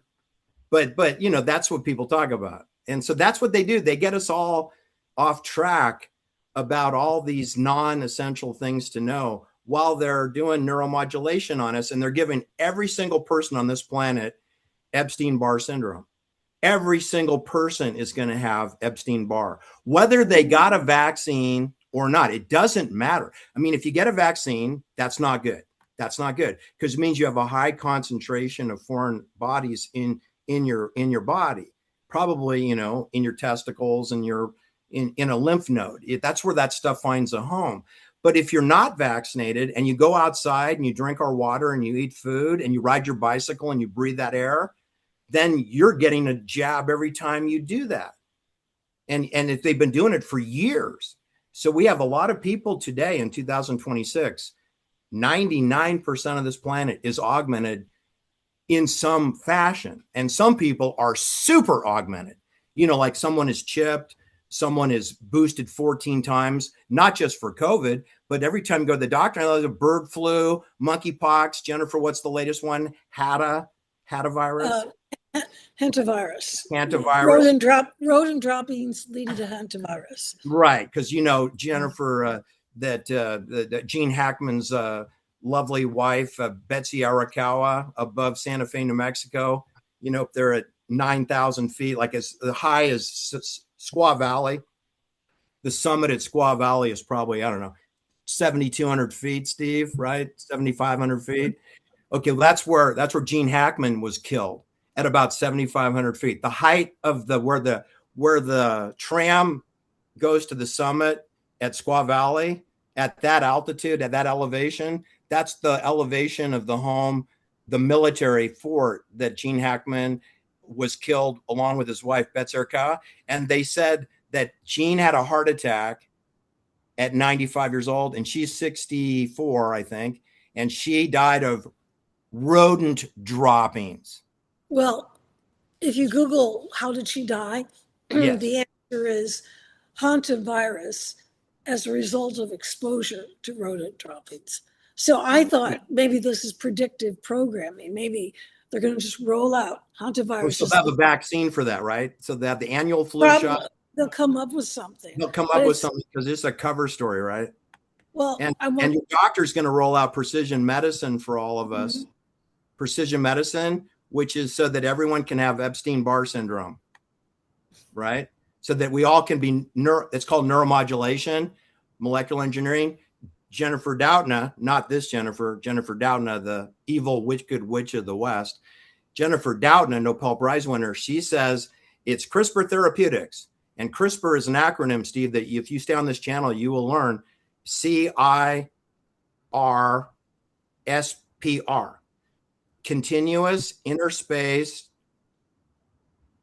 repeats palindromic something. Anyway, it's neuromodulation. And they do that CRISPR because not even I can remember what it means, okay? But it means pulsing you with a direct energy weapon. And there are 3 types of direct energy weapons that you learn on my channel, 3 types. There's EMF, electronic magnetic resonance or frequency. Let's call it like your MRI machine at the hospital. It's that. It's the MRI machine at the hospital. Resonating, pulsing energy systems. Number 2 is the LED lights or your natural sun. Your sun bouncing off all the debris in the air, those aluminum and plastic parts. That's called photonic optogenetics light energy weapons. Okay. And the third is the ring cameras. Ring cameras operate on sound. And if you follow this Scott Erickson, Rebecca Grossman case, they have 3 ring camera videos of them driving at 80 miles an hour, which they say is 50, but they're going double the speed of the other cars that are in the pictures. But the camera stops and starts. And we learn that on the channel because when you play it through, when the defense lawyer play it through, they said, you couldn't have been speeding. You're so close to this other car. Wrong. They had 2 cars go through that intersection 11 seconds before Scott Erickson did. And then Scott went through and it was 2.5 seconds. Then his girlfriend came through, Rebecca, right? And then there was another 11 seconds before 3 other cars then came to a stop because of the dead kid on the road. So what they did was they wanted you to think that the cars were all following each other. But if you understand working with ring camera imagery, you'll know that it's based on noise. So when I hear the car, I photograph the car. When the car goes by, I turn the camera off. Then I wait until I hear another car. So when you play it in actual time, you will see that there were no traffic whatsoever with the 2 speeders. That's how you fool people. That's a magic trick. And that is a weapon system. The sound that can turn a camera on and off can record your conversation in your home from your neighbor up to 1,500 meters from your home. They can record your conversations from 1.5 kilometers away. It's amazing, the technology. And my friend used to fly the SR-71 spy plane. He could take a picture of your license plate from 17 miles up while he's flying 3,000 miles an hour or 5,000 kilometers an hour in an airplane. He can take your license plate. He could do that in 1990. That's 35 years ago. Don't you think they've made some improvements since then? And you bet they have. They can read your license plate from anywhere anytime, all the time. And they can trace, track, and target your car and you personally with and without your cell phone. You don't even need this because they hack right into your body area network. Whether you're vaccinated or not, they can trace, track, and target you. Can they verify your ID? Well, if you're vaccinated, 100% they can verify you. If you're not vaccinated, well, in my case, they can verify me because I have 21 metal parts in my body and I have a medical file on me. And all they have to do is just go look at my medical file, which they have access to, and then they can completely verify me without a vaccine because there's not another person in the world that has the 21 metal parts in their body like I do, who walks like me, who has the same gait as me, with the same voice tone as me. They've real ID verified me, no problem. And I'm not vaccinated. But it doesn't matter. They know exactly who I am, where I am. GPS fence me every day. And if I go off the reservation, then I will have rodent dropping toxicity, Havana, what do we call it? Hantavirus. Antivirus, yeah. Yeah, I'm going to die of a manic episode or Havana syndrome or hantavirus, or you could say I died of Epstein-Barr. It doesn't matter. I'll be dead. Right? Who cares how you die? I mean, if they don't do it one way, they'll just hit you with a baseball bat. Like, he's not dying like he's supposed to. Send Guido down there, and then Guido will take care of it. Like, if everything else messes up, then they'll send, an assassin. Anyway, that's what you're doing. If you want to hang out at this channel, man, you might want to get a stiff adult beverage. Do we all just have to buy Kaczynski cabins out in the woods somewhere? Is that the answer? Well, you're glad you brought him up. He's one of my heroes, because I don't know that he personally sent any bombs anywhere, but that's the story, right? But there was one place he sent 2 bombs, allegedly, and that was 2626 Phoebe Hearst Avenue, University of California, Berkeley. On the 4th floor. He sent them to the 4th floor. You know what's on the 4th floor? In 1982, he sent 1 bomb in 1982, sent a second bomb in 1985, 3 years apart. Didn't kill anyone. Nobody died. But I think he blew off 2 fingers of one of the guys. You know what they do on the 4th floor? It's called the Corey Hall building, 2626. You can Google it, 2626 Hearst Avenue.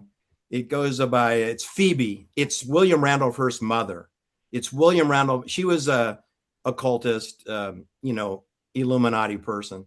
And she had only one son, William Randolph Hearst. Okay. Remember him to hell. Remember the Maine and to hell with Spain in Havana, Cuba in 1898. He blamed the Spanish for sinking a Navy ship, the USS Maine.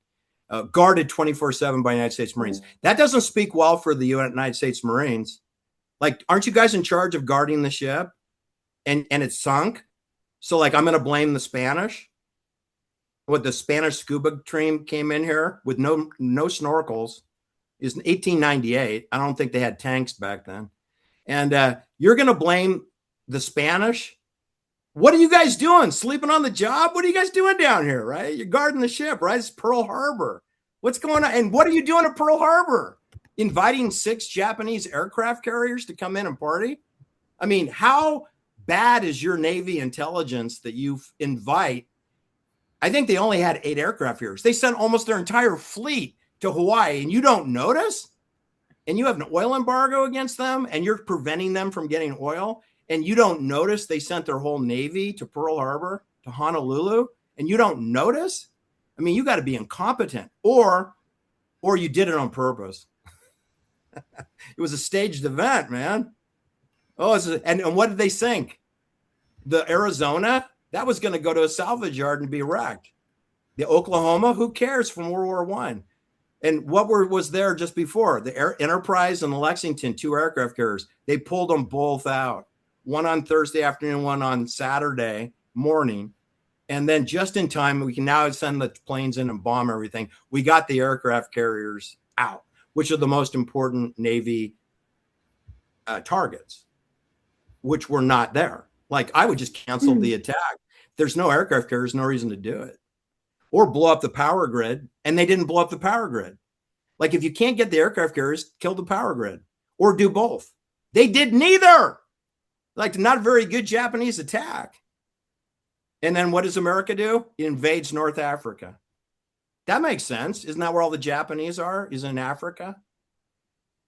So like nothing about the Pearl Harbor story ever made sense to me. And my friend's father was on the Arizona, but I'm happy to report he got up at 7 a.m. and he got off the ship, so he didn't get killed. I swear, my friend's father. And he lived a long life. Okay, what did we say something there, Jennifer? No? I didn't All say right. anything. Well, anyway, I just want everyone to warm welcome to Steve coming in from Australia. And we salute you, sir. You're brave. You're a brave man. You are. The honor's all mine. Yeah, we appreciate it, and we like younger people on the channel. Most people our age can't handle this stuff, but like hardly. We have had some 20-year-olds on the channel, pretty good ones, but they're rare, very rare, very rare, because they've been raised with playing video games on their phones, and you see that you're going to get killed if that's what you know. Then you're not going to race a bicycle. You're not going to race a motorcycle. You're not going to be able to work a bayonet or a stiletto dagger or load a 9mm pistol. You're not going to be able to know martial arts if you're on your stupid phone playing a video game. And it's going to come down to living or dying. So is a person on a video game being trained to survive? In the NATO calls what I told you before with all those fancy CRISPR terms and PAWS, phased array vector evaluation, PAWS, PAWS, phased array weapon system, that they do that on purpose in the military. My brother, I can hardly understand anything he's talking about. It's all acronyms. They do it so that civilians don't know what you're talking about. They do it on purpose, like a foreign language. But here's the thing. They call what I said about neuromodulation and CRISPR, they call it, NATO calls it net-centric cognitive neuroscience warfare. Do you hear what I said? Net-centric neuroscience cognitive warfare. That's what they call it. That means trace, track, and target 24/7. Shirley's husband worked for Raytheon. She knows what I'm talking about here. More than you know, she knows. And I had clients that worked at Lockheed. I had clients that worked at Bell Nokia Labs. Her husband worked for Bell Nokia Labs. I had clients that worked at Northrop, General Dynamics, and I used to pump them. What did you do? What do you do for a living? They all have security clearances, Steve. They're not allowed to tell me. But if I give them some beer, right, and I invite them to a 2030, I was a treasurer of 2030 group, and we put on a couple parties here. And if I came as my guest, and let's just say there's entertainment at these parties, and sometimes they drink a little too much, and then they tell me stuff. And on the drive home, when I take them home, they're telling me stuff. And I learned things that I didn't have the security clearance to know. And I did that with bankers, private bankers. I did that with spy pilots. I did that with people that worked at Lockheed, who I had a roommate who worked at Lockheed in Sunnyvale. I did that with people at TRW Spy Satellites. I did that with people at Nokia Bell Labs. So that means I actually know things I'm not supposed to know. I was an accountant, and I'm kind of used to being like a priest, father confessor. You come in and tell me, because I dealt with divorce and I deal with child problems and business disputes between partners and personal matters that are embarrassing. And you don't really want to tell too many people, but you got to tell because it has a financial effect. So you got to talk to somebody about your money and how to handle it and how to protect yourself. And they don't trust their lawyer, and their lawyer doesn't know how to handle the money except to steal it. They're pretty good at that. They know how to steal it because they'll lie. They'll just lie and say they got to put some money in their trust account. That's what they usually say. That's a lie. If you have a lawyer ask you for $100,000 to put in a trust account, run, flee, never talk to that person again. Okay, he's lying. He's not going to spend one dime on you. It's going right into his pocket. I'm putting this in. I'm paying my bills with your money. Thank you very much. And you'll never get an accounting or a receipt from him ever. Even because he stole it. He's not going to, I bought the Mona Lisa with his money. So anyway, I swear to God, they'll do that. And that's my life, is that I ask a lot of questions. And if people who are sober get really annoyed with me because they know they're not supposed to answer. But if you bring alcohol in and you throw some distractions at them, they crack up a little bit, and you'll get some info. And then you come on this channel and blab it. And then you spread the word. And people then can start, because it turns out, Steve, it's actually not that complicated. It's well hidden, but it's hidden in plain view. And once you see the code and how they encode and crypto code things, then you'll see an obelisk in your town. And then you'll see the black and white checkerboard squares. And then you'll see that your constable has the checkerboard little ribbon around their hat, like they do in Australia, like they do in England, like they do in some places in New York City. Yes, they do. And so they have it not everywhere in America, but they certainly have it in the colonies throughout the world. And they have it all over the place. And you cannot unsee it. Once you see it, you can never unsee it again. And then no matter where I take you, I can drop you in Paris, in Milan, in Istanbul, Turkey, in Beirut, Lebanon, and you will see that every city from Australia to London to Istanbul to Beirut to Tel Aviv has the same signs and symbols in the center of their city. San Francisco, Los Angeles, Philadelphia, Houston, Texas, matters not. Where did they kill Jack Kennedy? Right at an obelisk. They killed him at an obelisk in a triangle with a triangulated shot with shooters in an execution fashion. The killers that killed him were facing the person they were going to kill. Jack Kennedy's looking at the person who killed him. He's facing him in a firing squad fashion, shot from the railroad trestle over Main Street. And you'll never hear a single person who wrote a book or did a so-called video documentary on it ever tell you the railroad trestle over Main Street. And you know that Elm Street, Commerce Street, and Main Street's the same street. When you're on a pyramid and the pyramid comes to the point, you're at Commerce Street. When you go past the railroad track, there's one street. You know, it's called Commerce. Before, it's called Commerce, Main, and Elm. That's where the shooters were, at the top of the pyramid. Who runs our world? The people at the top of the pyramid. And what did they shoot out with Jack Kennedy? Shot his right eye socket, leaving him with the left eye of Horus. Who reported the death of Jack Kennedy in the United States? CBS, Walter Cronkite, Columbia Broadcasting System. What is their motto? Left eye of Horus, evil eye. CBS. They killed him and they reported it on the CBS Evening News using the same symbol of Jack's dead corpse. The one eye of Horus, an Egyptian brother who got into a fight with his other brother, Sek and Horus fighting. And it was Horus who had plucked out his right eye to give it to his father who was blind. And this is a whole Egyptian mysticism, but that is the head of our banking. And they killed Jack Kennedy, and not a single person's ever mentioned that there's a 60-foot obelisk, a baseball throw from his head. All right, well, that's it for tonight, ladies and gentlemen of the Star. This is a Star Chamber. And so let's all just hoist our juxtaposition mugs. Steve doesn't have one because he's not an official member yet, but he's here. Okay, so and let's have a drink to the truth, which we have to work hard and use our deductive reasoning skills and our tenets of thinking before we're neuromodulated into retardation. Right? I mean, that's what they don't want us thinking. They don't want people like Steve walking around who's not falling for the potato and the tailpipe.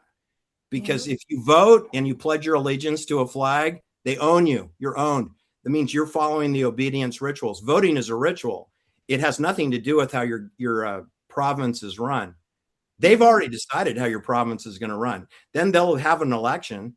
It's like having changing your underwear, putting a different tie on. I'm wearing this tie. Tomorrow I could wear a burgundy tie, right? That's voting. I could get a pink tie. You think I'm pink? I can get a pink tie. That's like voting. Yeah, it's a Democrat, Republican, libertarian, communist, socialist. It's all BS. It's BS. You can't worship. Don't worship a tie. I wear it because it's just I want to make myself look like one of them. They look like this. And they, in a court, they put on satanic black robes, and sometimes they wear wigs. That's how messed up they are. Yeah. Okay, so Rose, thanks for coming in from Thank you. the Toronto or Ontario, Canada region, because you moved around, so you're not home, right? You're somewhere else.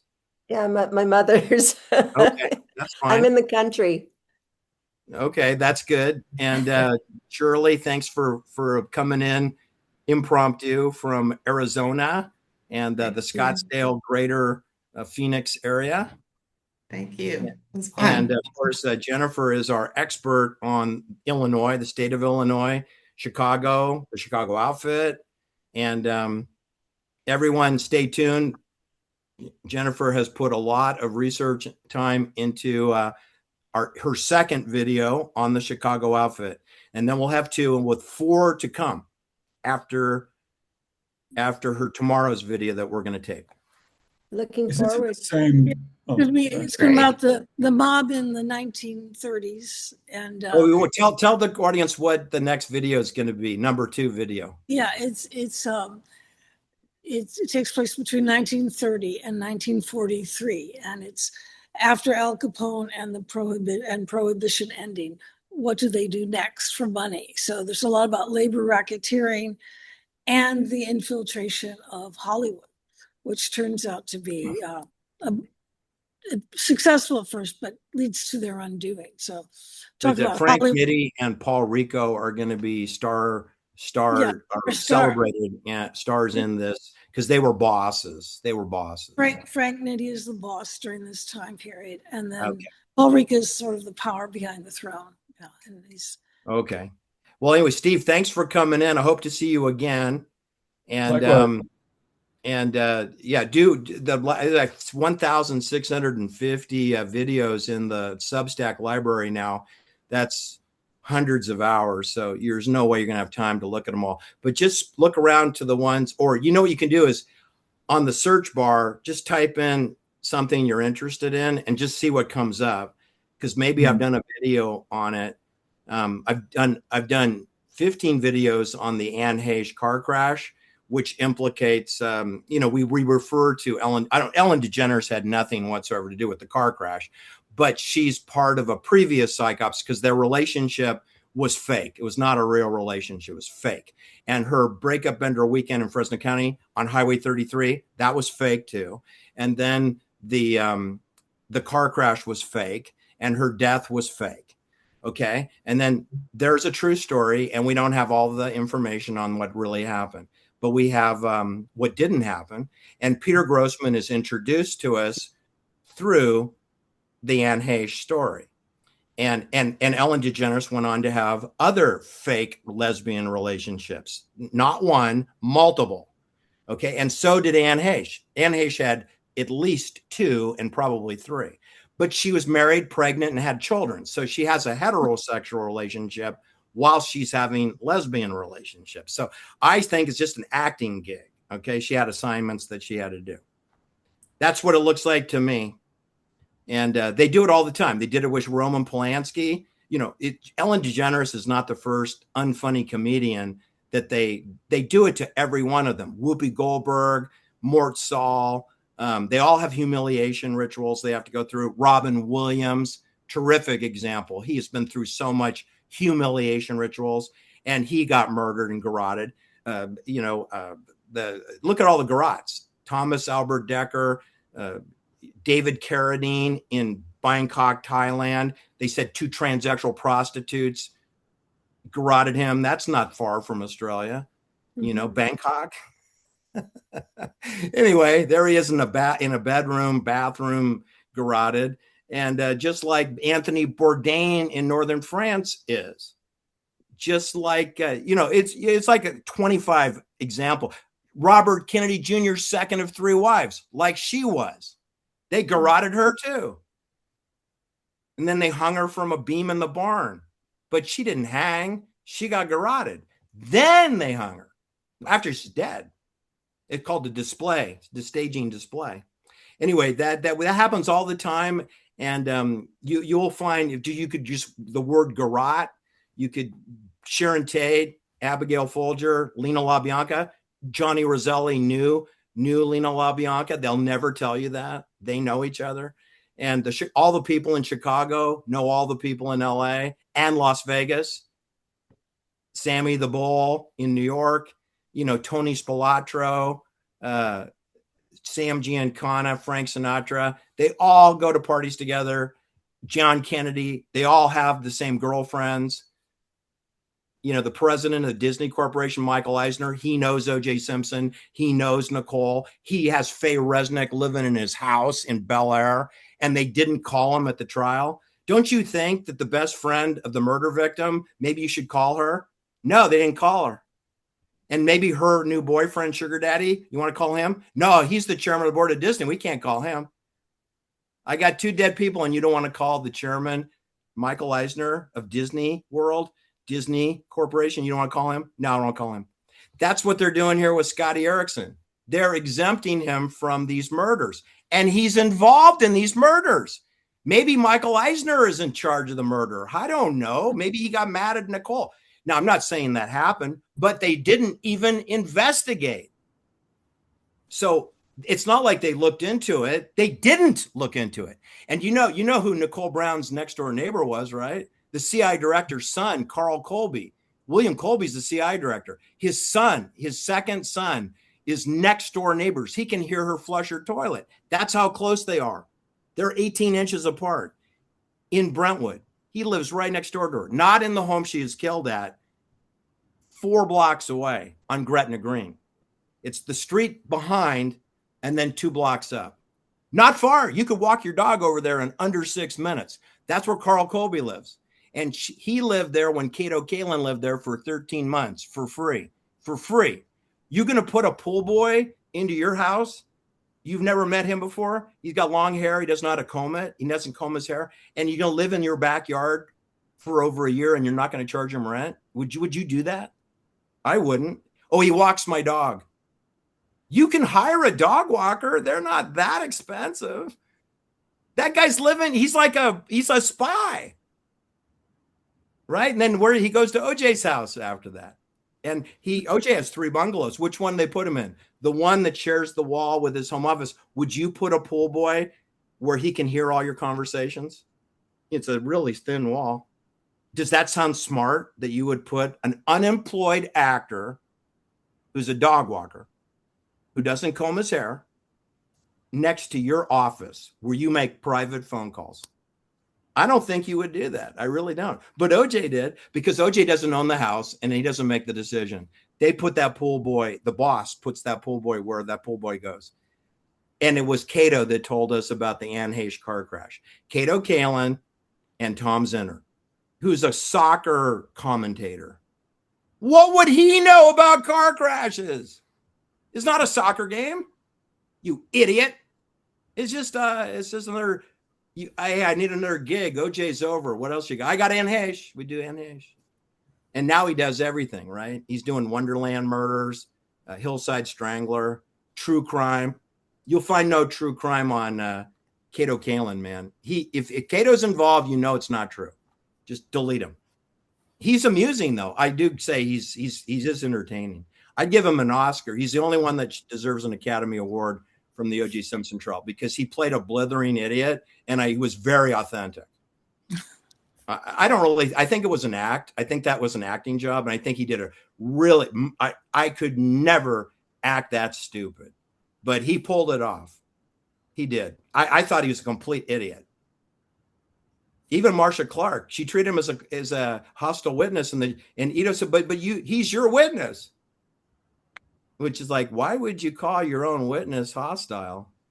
Well, he's lying. Why'd you call him? You should not have called him. Send him home.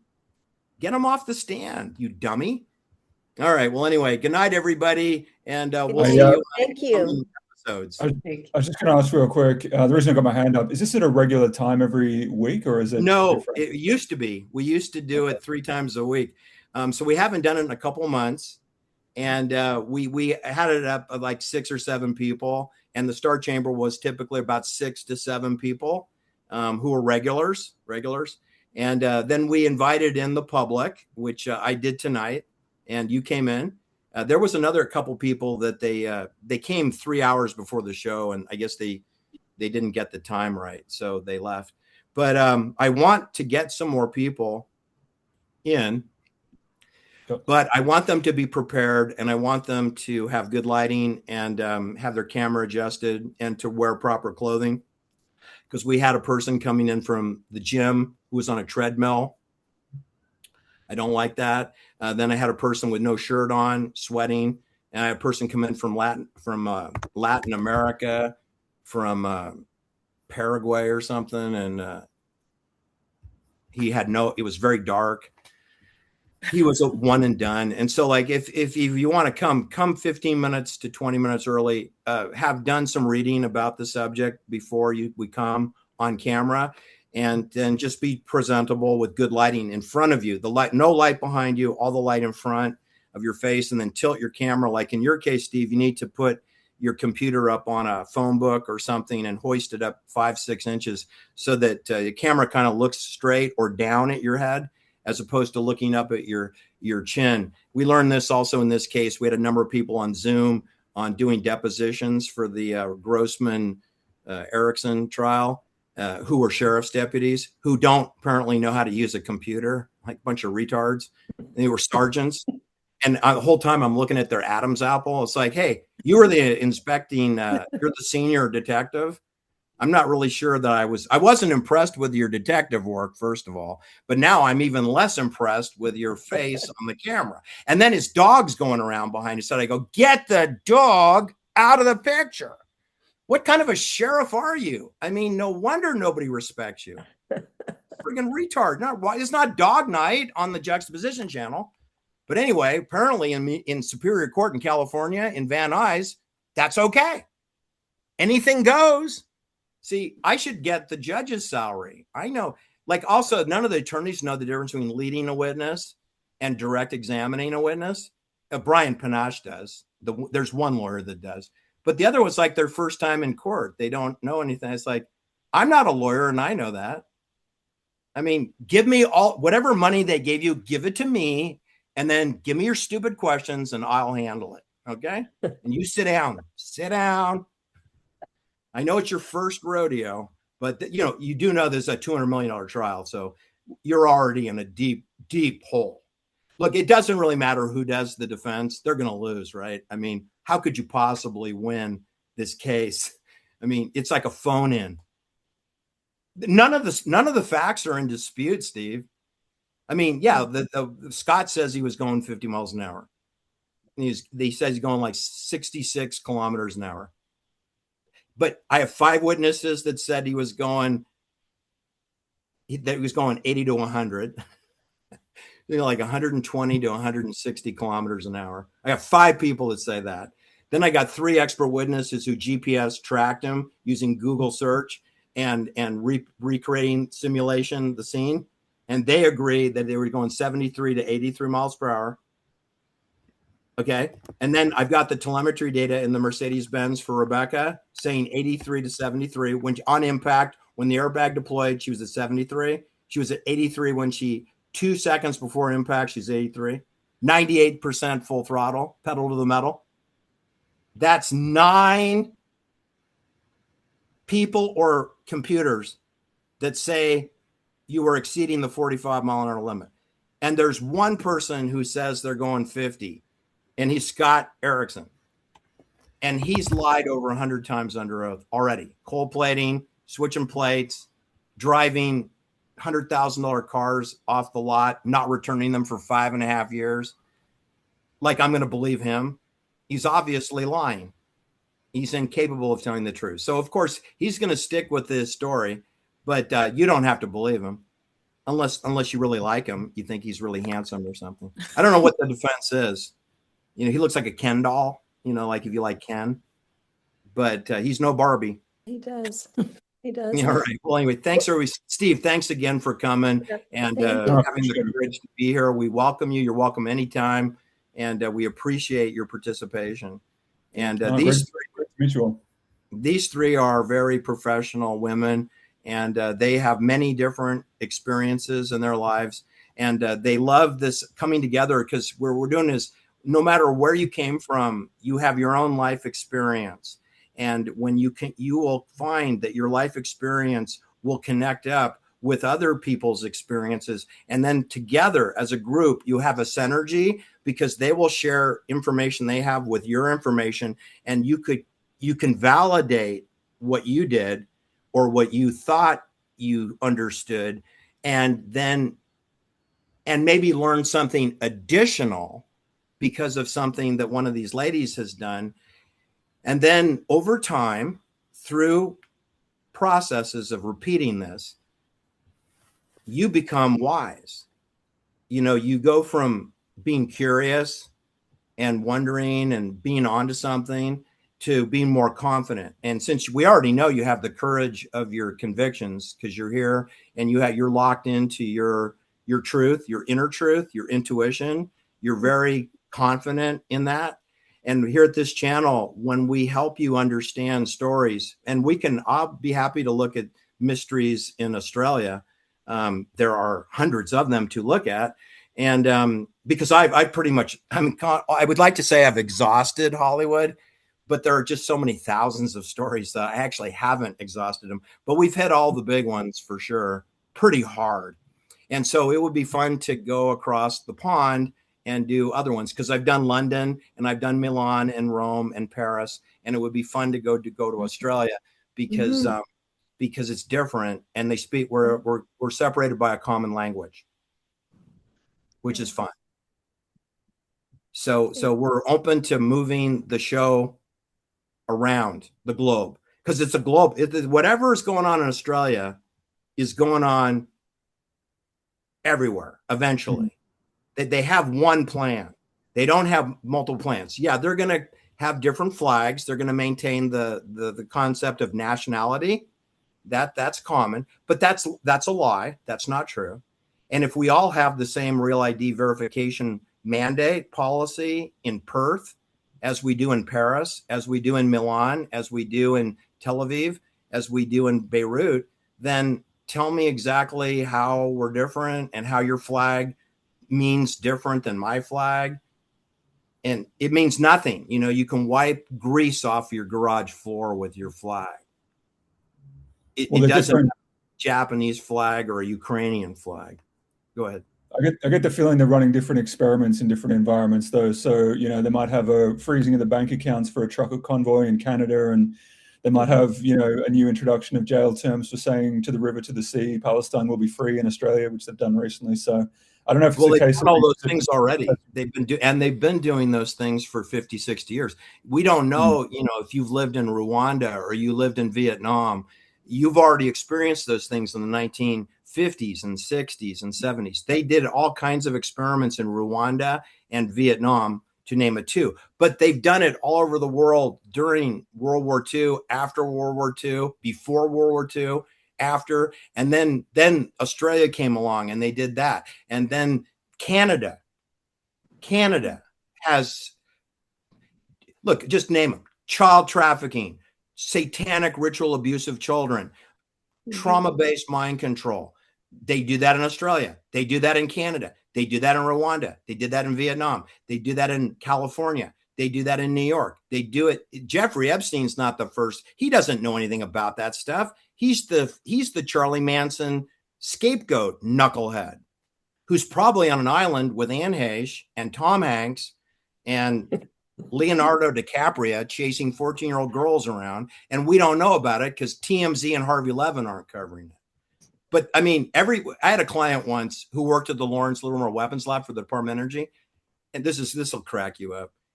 And I said something, and he says to me, "Well, everybody's got to be somewhere."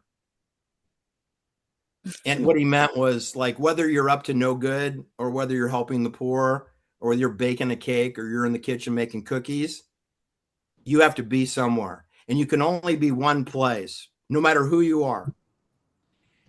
And that was kind of hit me in the nose. Like, that's true. It's such a simple thing. Everybody has to be somewhere, and everybody has to do something for a living to get money. That was his second thought. Everybody has to do something. So you could be nefarious, it could be stupid, or it could be helpful, but the point is everybody's got to get money somehow, some way, whether you inherit it, pick your parents properly, get gifts, have a fraud, scam, rip people off, you're a burglar, fencer, whatever it is you do, you got to do something for money.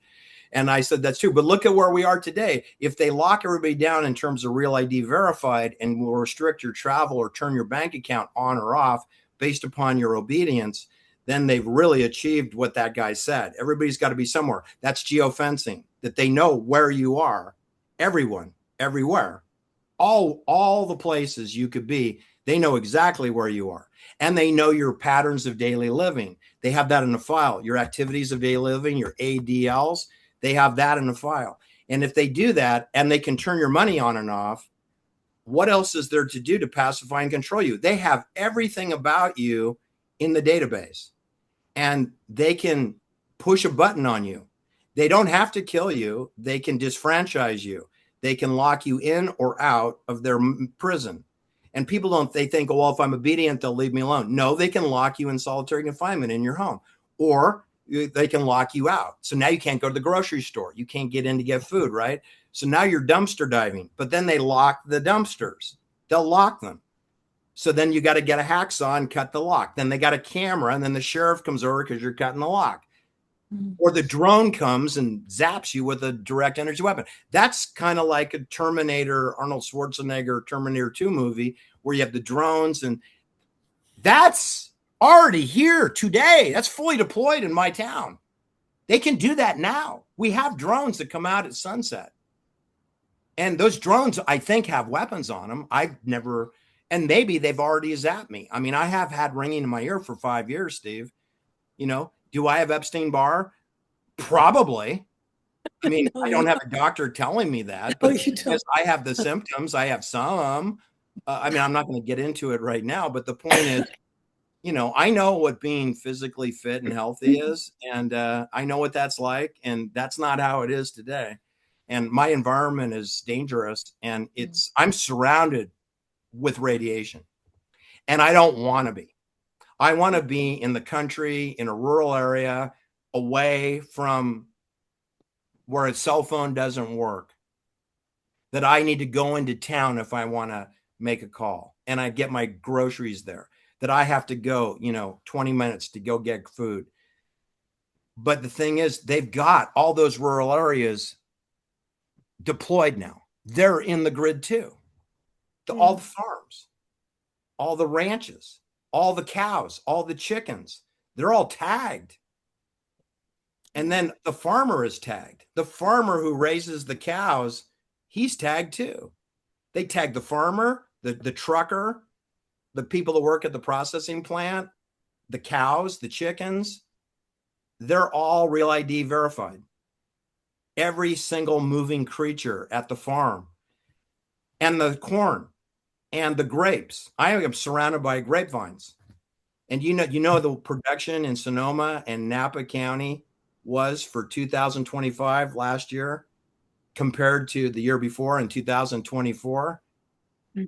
The production of harvest at the producing centers, 50% of what it was the year before, down negative 50% in 1 year. That's catastrophic. Is there a single newspaper in the United States that reported that Napa Valley and Sonoma Valley, which are premier growing regions in the world, wine market, down 50%? And we're the number one producer. Negative 50. They're never going to tell the truth. Never. Because then what's that going to do to all the lesser growing regions in the Piedmonte area, growing Sangiovese grapes in Italy, or Bordeaux region of France? They got to be down. They're down too. Mm-hmm. They're all down because people aren't drinking wine, because they're not going to parties, because there's no more conventions, and there's no more tourism, and there's no more travel, and the wine tours are way down, and the tourism is way down, and the rooms are empty. And they used to book those rooms years ahead, and those rooms are empty. And we got the World Cup soccer coming, and it makes no difference whatsoever. Those rooms are not booked. So they're not going to tell you that, because you know what? Then you'll see that the economy is being shut down. They're shutting us down. It's not the AI. It's being deliberately shut down. They're going to blame the AI. But the AI is stupid. The AI is retarded. The AI cannot do most of these jobs. There's a story yesterday, one of those stupid Uber cabs that's been working in San Francisco for 4 years now. It didn't kill anybody, but it took 2 tourists from another country. I don't know which country they were from. They're engaged to be married, young couple, good-looking couple. They get off at the airport at San Francisco. They get on this driverless taxi, and the thing takes them right through a construction zone and almost kills them. And they call, and the doors are locked, Steve. You can't get out of the electric car. They're panicking, like, we got to get out of here. There's no driver. It's the computer is driving them. And like, disable this car. So they get the car to stop, and the doors unlock. They have to call the service desk. And they said, okay, we understand. Do you want us to send another taxi for you? Going, no, we'll walk. We'll walk to our hotel. Okay. All right. Thank you. And so they did a little video. It was on the news media. And they went, they're going to kill somebody. And they have crashed into people in pedestrians and crosswalks. And then they just cover it up. So, I don't think that driverless taxis are safe. Not at this time. And there's never going to be a time. Look, I'm too old. I'll never trust a driverless vehicle, ever. I need to like I said to my attorney, you're not driving this bus. You sit in the passenger seat and I'm handling. Give me the keys. And he goes, you don't drive the bus. I said, I own the bus. You sit there and be quiet. I tell you when to talk. And I go, you're going to get me killed. So anyway, that's how I feel about the AI. It's going to kill you. So you have to be on your own. Anyway, that's all I have to say about that. I talk too much, I know. All right, so we got Shirley and Jennifer and Rose from Toronto, Canada, Ontario, and we have Steve from Melbourne, Australia. And Steve gets the prize for making the longest trip to the Juxtaposition show today. So, cheers to you, and I hope to be able to award you your own coffee cup for whatever you put adult beverage in here too. It doesn't have to be coffee. All right. Good night, everybody. Good night. Good night. Thank you. Have a great weekend. I'll see you in the lobby Thank for you. caviar and champagne. Okay. I have to pick the right button here.